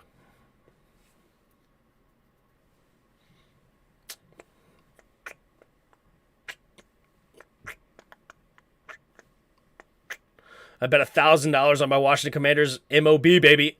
The MOBB. Well done, Paul. Well done. We score too fast. That's right, baby. What we need is not score too fast. Or I'll take a score too fast. You think you kidding? They haven't scored a touchdown since the first drive. If we get another touchdown and go up 14, yes, please. I would love to see Antonio Gibson return this for a touchdown. Who's with me? Gibby for a touchdown? Gibby return touchdown right here. What do you guys think? What do you think? What do you think, boys and girls, ladies and gents? 10:46 to go here in the 4th quarter. Greg Joseph in to kick it away. Antonio Gibson is the return man. Here's the kick from Joseph. It will be returned here at the 3. Gibby running to the middle of the field. Now cuts it back out to the left. Gibby cannot make another man miss, and he's going to get tackled at the 25-yard line. So no harm, no foul there. And Heineke will come onto the field here up by 7. Let's see what Scott has in the tank.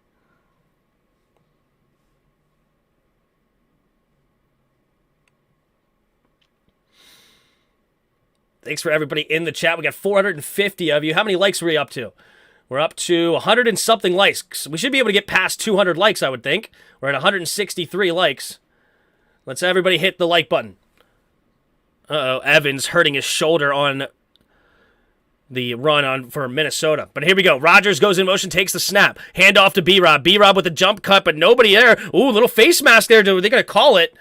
And I guess they do not. He will only fall forward for a gain of about 2.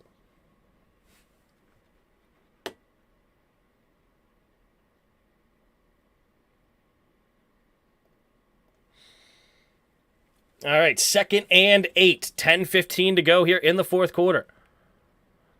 Oh, it looks like Adam Thielen going through the concussion protocol here. All right, 2nd and 8. Heineke in the shotgun, empty backfield set here.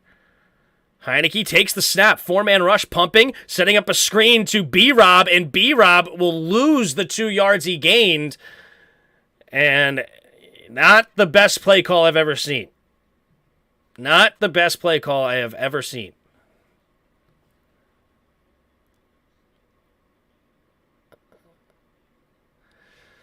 All right, now it's 3rd and 10.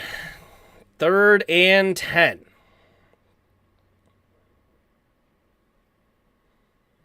.928 and counting here in the 4th quarter. Are we going to put the pressure on the defense? Here we go. 3 receivers to the right. Heineke in the shotgun. Takes the snap. Drops back. Heineke looking, has time. Steps up, throwing it underneath. Caught by Gibby. Gibby, spin move. Oh, no, he will not get to the first down. There is a flag on the play, though. What's the flag going to be? Most likely in the area of holding. They had a lot of time here. What's the flag? Illegal contact! It's an illegal contact, automatic first down on Sullivan. Washington's first down. Holy smokes. Automatic first down, move the chains.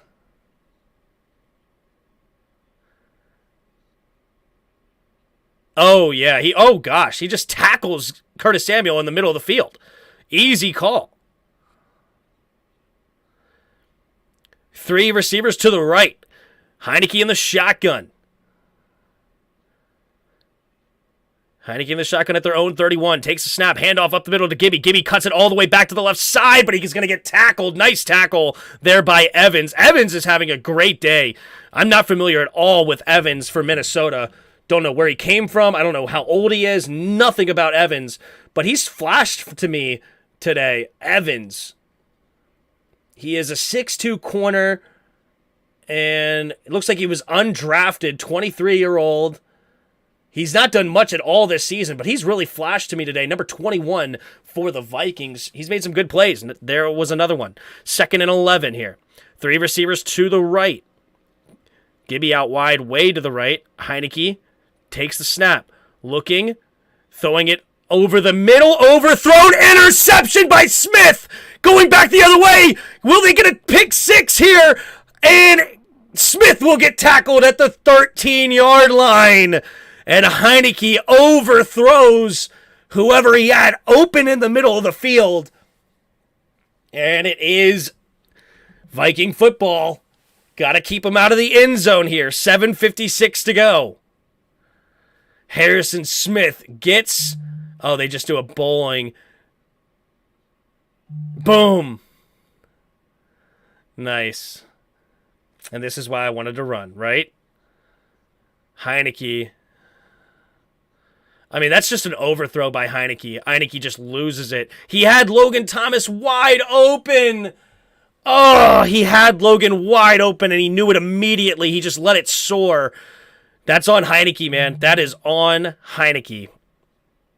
Tough, tough, tough.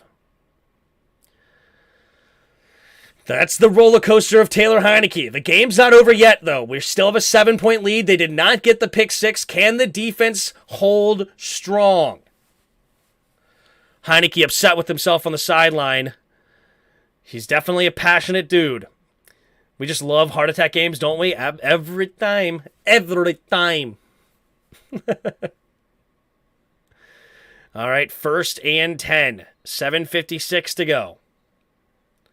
Dax was a better option? No, Logan Thomas was wide open for a first down. He needed to throw it there. He was wide open. He just way overshot him.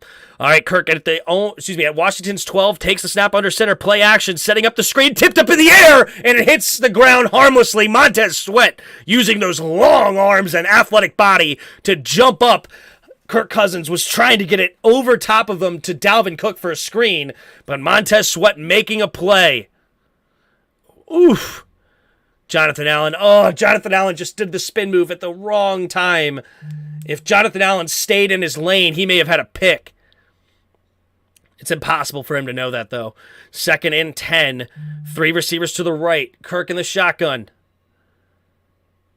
Takes a snap. 4-man rush.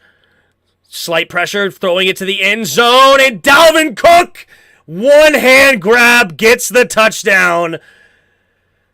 And it is a tie ball game pending an extra point, 17-16.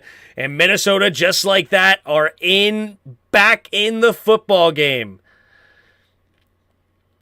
Cameron Curl gets beat on the double move, could not recover. Perfect throw by Kirk Cousins. And one-hand grab. Boom, boom. Got both knees in. That is definitely a catch. Make sure he doesn't bobble it. It looks clean. Touchdown, Minnesota.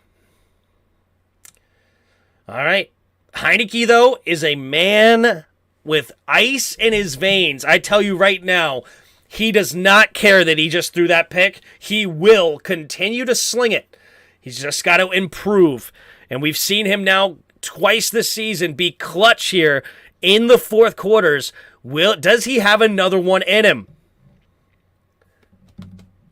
So both quarterbacks right now, 2 touchdowns, 1 pick. Of course, Kirk has a lot more yards through the air, but we have a lot more yards through the ground. They have about 100 more yards through the air. We have about 100 more yards on the ground.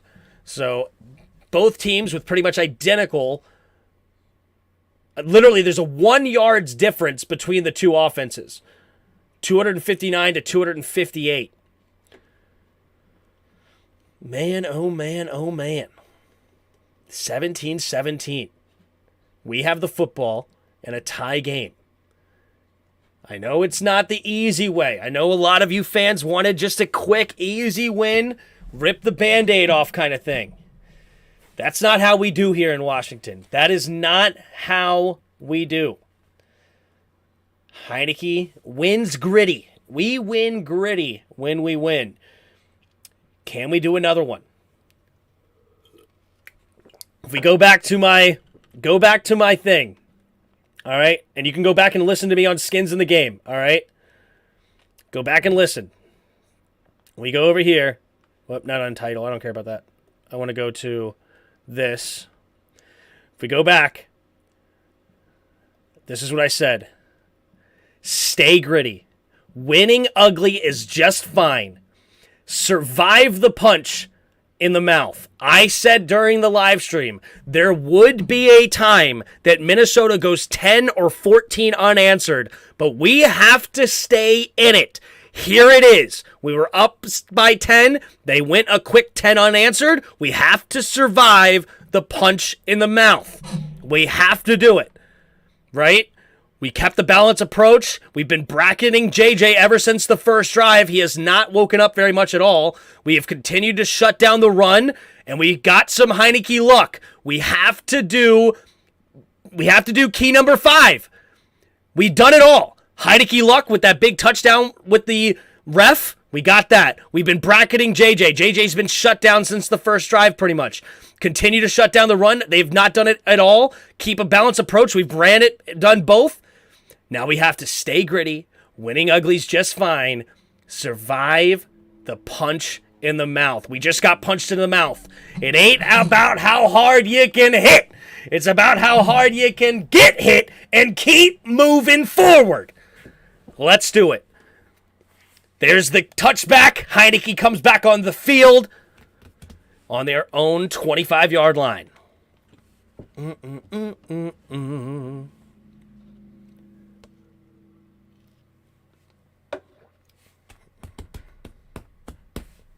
Here we go.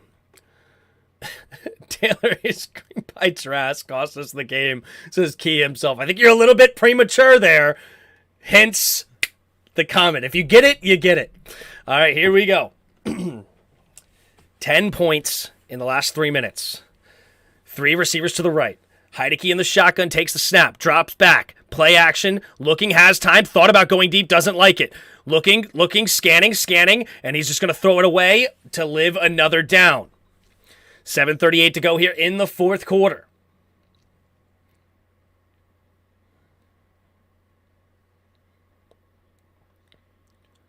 Does he have anybody open here? He's thinking about going deep. Oh my goodness. How did he trip? Did he get tripped up? I'm not sure. I think he should have thrown it to Terry. Maybe there was a safety over top I didn't see. But here we go. 2nd and 10. 2nd and 10. 7:38 to go. Heinicke under center. Puts De'Ami Brown in motion, takes a snap, handoff up the middle for B-Rob. B-Rob cutting it back and fall forward for a gain of about 4. 3rd and 6 for Washington.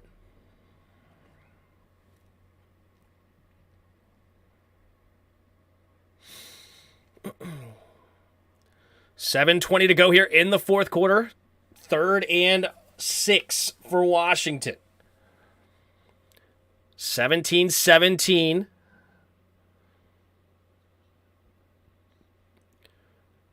Heinicke in the shotgun. Got to get to the 35. They're at their own 29. Takes the snap, drops back. Heinicke has time. Nope! Cornelius Lucas gets beat again at the end, and Danielle Hunter gets the sack, and we'll have to punt it away to Minnesota. 4th and 15. 4th and 15.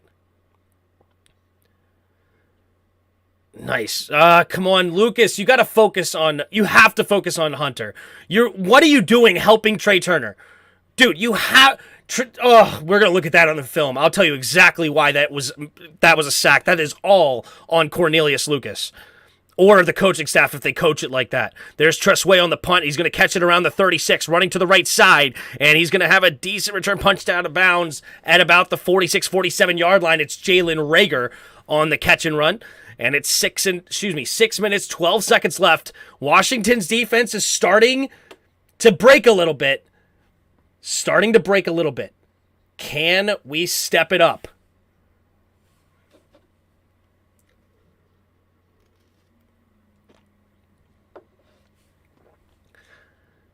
.6:12 to go in the fourth quarter. Heineke in the shotgun. Just kidding. Kirk Cousins in the shotgun. 3 receivers to the left. Cook in motion. Stays in the backfield, though. Kirk takes a snap. Handoff to the right side is Cook. Cook cuts it up, and he will spin off tacklers and push at the end. It looks like they're only going to give him a gain of 3 on the play. 2nd and 7 at their own 49-yard line.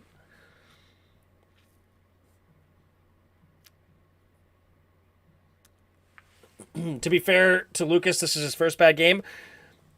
I wouldn't say he's been playing great. He's just been playing average. Now he's having a bad day.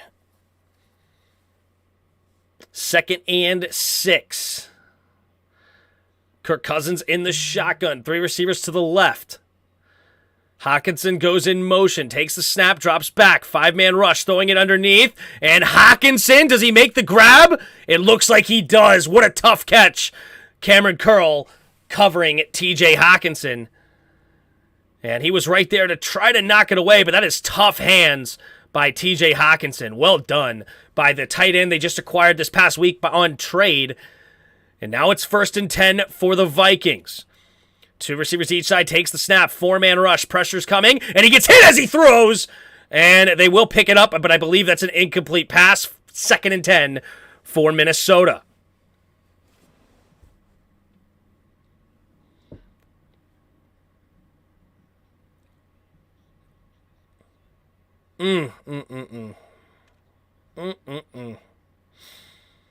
Nice play there by Jonathan Allen.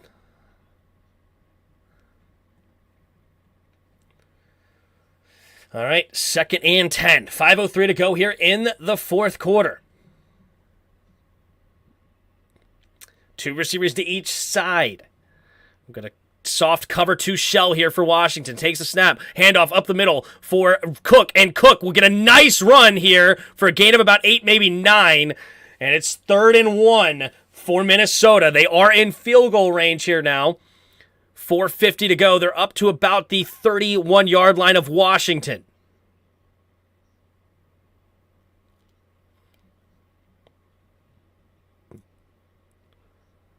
James Smith-Williams makes the grab as well as Cameron Curl. Makes the tackle, rather. All right, 3rd and 1. Because Washington have another stop here. 3rd and 1. Cousins in the shotgun. Moves to under center. Puts Jefferson in motion. And Minnesota will use a timeout. 4:17 to go here in the fourth quarter. Got to get a stop here. We may be able to even get a missed field goal if we stop him right here, right now.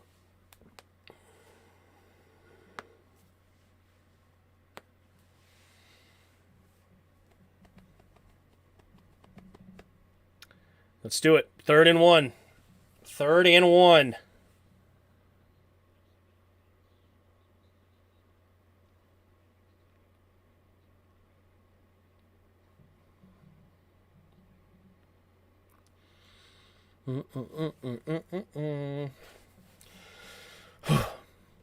What do we got here, boys? What do we got? Survive that punch in the face. Stay gritty, guys. Stay gritty, boys. 17-17. Under center is Kirk. Heavy formation for both sides. Takes the snap. Jet sweep to Jefferson. Jefferson will get the first down with ease and a few extra out of bounds at the 21-yard line. 1st and 10 for Minnesota. They ran the same play we did with Armani Rogers, and they get the first down.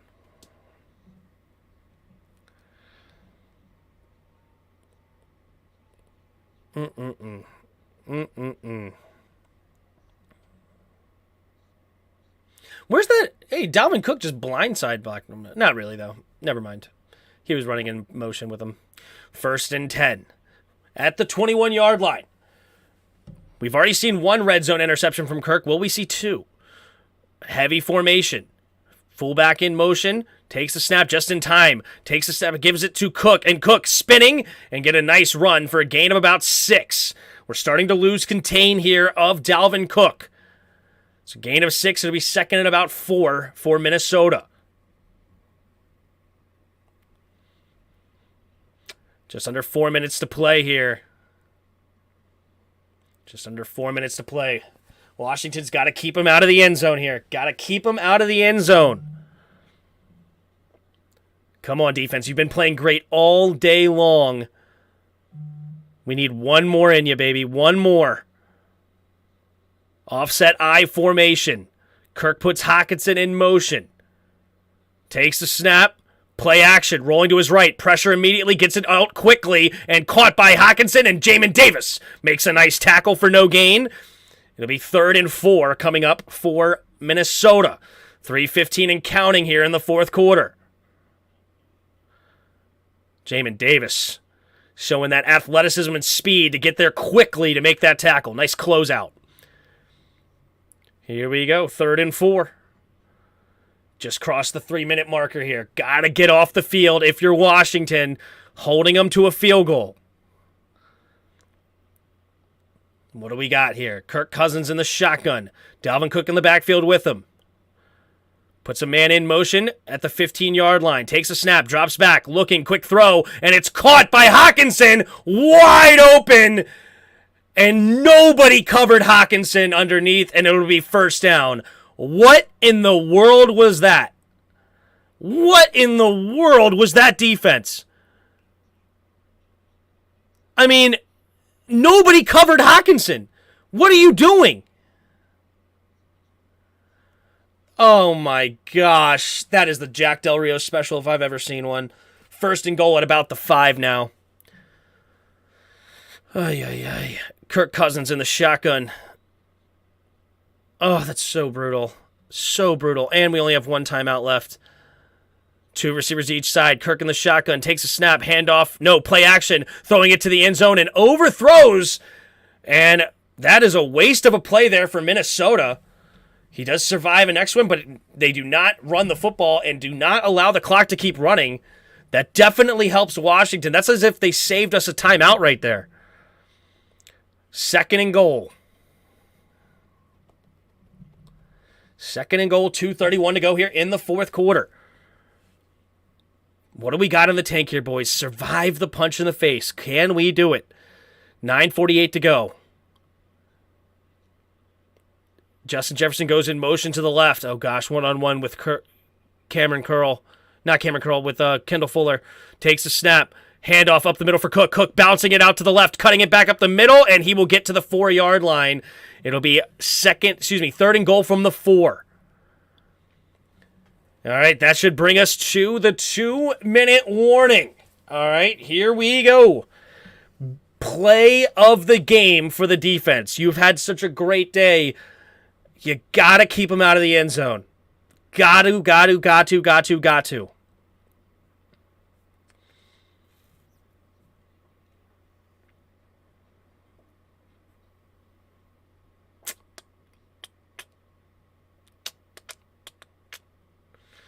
This is a chance to stay in this game, to move to 5-4. We need one, baby. We need it bad. They haven't gave Sam the playbook yet? No, Sam has got the playbook, but he's just not ready. It's fine, though. This is big, man. This is a big game for Washington. Big play. What do we got in store, man? What do we got in store? 2-minute warning. Tie ball game, 17-17. Minnesota, though, knocking on the door. 3rd and goal from the 4.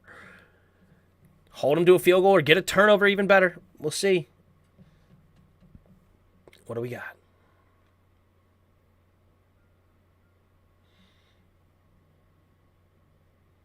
Why not call a timeout right there?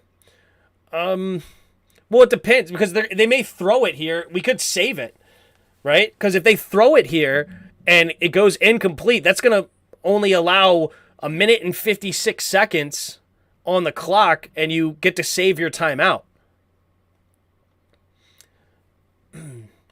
How do I have such pessimistic moderators? They've been here for a minute, man. They've been here for a minute. They're the OGs, man.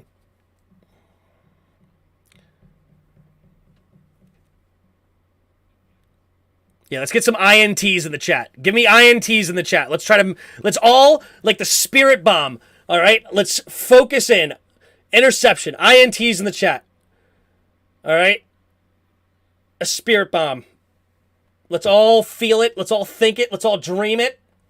All right? We got to think about it. There's all the INTs in the chat. We got to feel it. All right? Try to will it to happen as a group. As a team, as a unit, as the world. Let's come on. All right, we got a commercial break here at the 2-minute warning. Let's feel some interceptions, man. Feel the interceptions. I see you put fumble in there, Dominic. Come on, we got to all put in the INTs, baby. INTs. INTs, they're going to run it, or they're going to throw it here. They're going to throw it. We just got to get it, baby. Get the interception. Get the interception. Come on. Come on, and then we'll throw it right at Kirk. We'll throw it. Here we go. The spirit bomb in the shotgun. 3 receivers to the right. Feel it. The shotgun. Throw it. Go into the end zone. And tipped up. Almost picked. Oh, Benjamin St. Juice. Oh, it almost tipped it. We almost willed it, boys and girls. We almost did it. Oh. Oh, my Lord. We almost brought it to a pick. Almost. Oh. All of you who said fumble, consider yourselves on notice, all right? Next time we want INTs, everybody put it. We need the whole world on our side to throw the spirit bomb. Here we go. From the left hash, 22 yards out for Joseph. The snap, the hold, the kick is up, and the kick is good. All right, 20-17. 20-17. All right. Oh, there's a flag on the play. What's the flag? What is the flag? Oh, my goodness. Did we just give it to him? Hold on. Ron Rivera's mouth is wide open. He can't believe what's happening. What is the flag?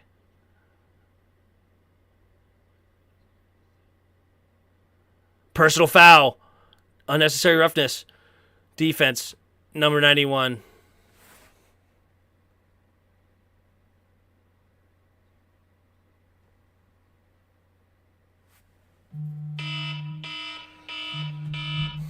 I'm in shock. Ridgeway just screwed it. That's actually... We lose now. Well, good thing we saved our timeout. Good thing we saved that timeout, right? Otherwise they would be able to wind it all the way down and the game would be over. Yeah, sounds the alarm. Yeah, my alarm had the perfect timing right there, didn't it? All right. Are we going to give Heineke one more chance? Oh, my Lord. Yeah, we just got to let him score now. We just got to let him score. Or the INT. We can go back to the spirit bomb, but they're going to run it. We got to go to the fumble, boys. We got to go to the fumbles. Switch to the fumbles. In the chat. Takes the snap. Handoff to Dalvin Cook, and he will fall down for a loss of about 2. All right, Washington will use their final timeout. We got to switch to the fumbles, boys. Everybody in the chat, fumble. No more INT. We got to go fumbles because they're going to run it. They're not going to throw it here anymore. We got to go fumbles. Fumble. Boys and girls, come on. Ladies and gents, come on. Fumble. Fumble. Come on. Get it in there, baby. Fumble.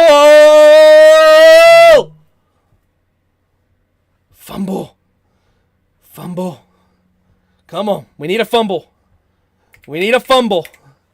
Give it to us, Dalvin. Come on, Dalvin. Come on.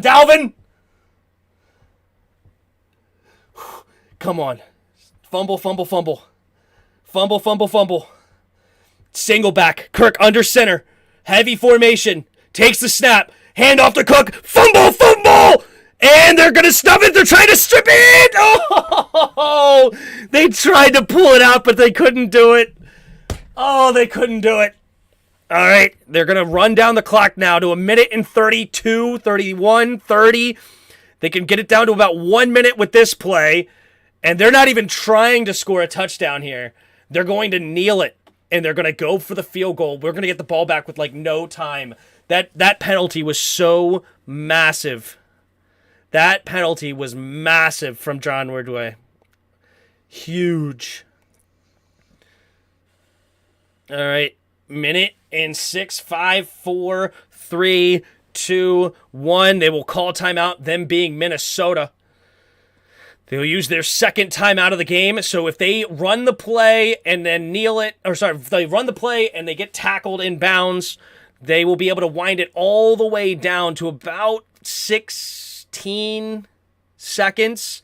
Then the PAT or the field goal will give them about 4 seconds off. We're only going to get the ball back with 12 points, ladies and gents. We got to have a block. Everybody in the chat, field goal block, field goal block. Come on, field goal block. We need it so bad. We need the field goal block. We're going to need the field goal block. They're not going to throw it, boys and ladies and gents. They're not going to throw it. We have to have the field goal block. Gotta have it. Block.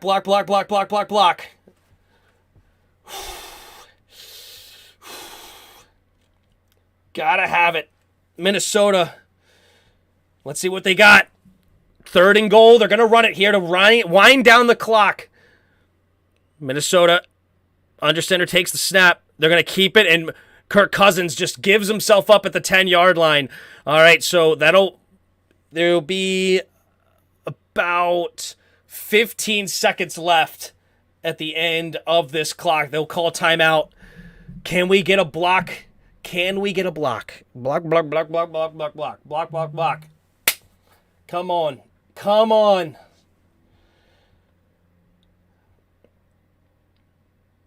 The Ridgeway penalty cost us the game potentially.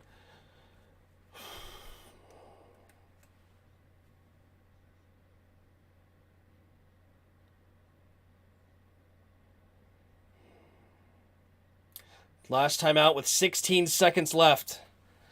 16 seconds. So that will put us after the field goal with about 12 seconds left. Can we block it? We need a block.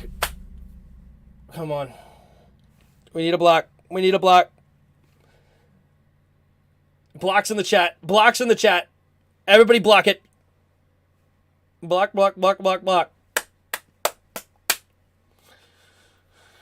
It's going to be like a 22-yard attempt. No, 27-yard attempt-ish, 28-yard attempt. 28-yard attempt for Greg Joseph. He's made 4 game-winning field goals this year. He's from the middle of the field. Here we go.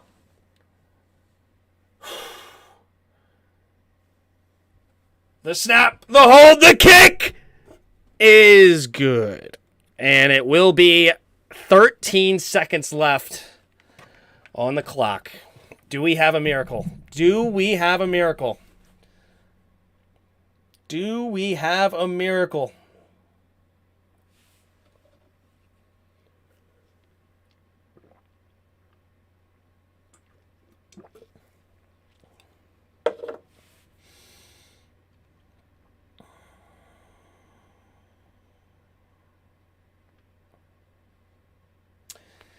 540 of you in the chat. We need a miracle here. 12 seconds left.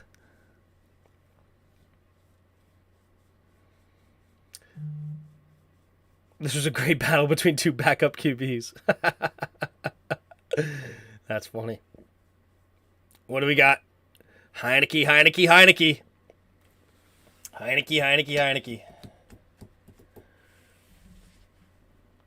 All right. What do we got? 12 seconds left. Gibby's going back to return.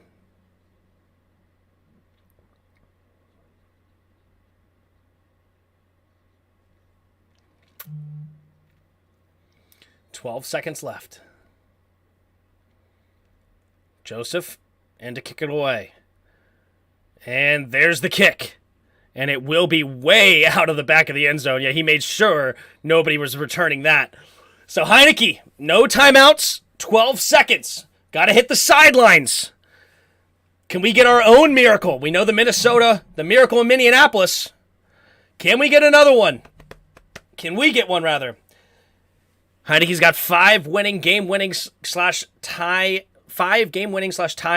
drives in his career. But now he only has 12 seconds left. Heineke in the shotgun. What are we doing here? 12 seconds left.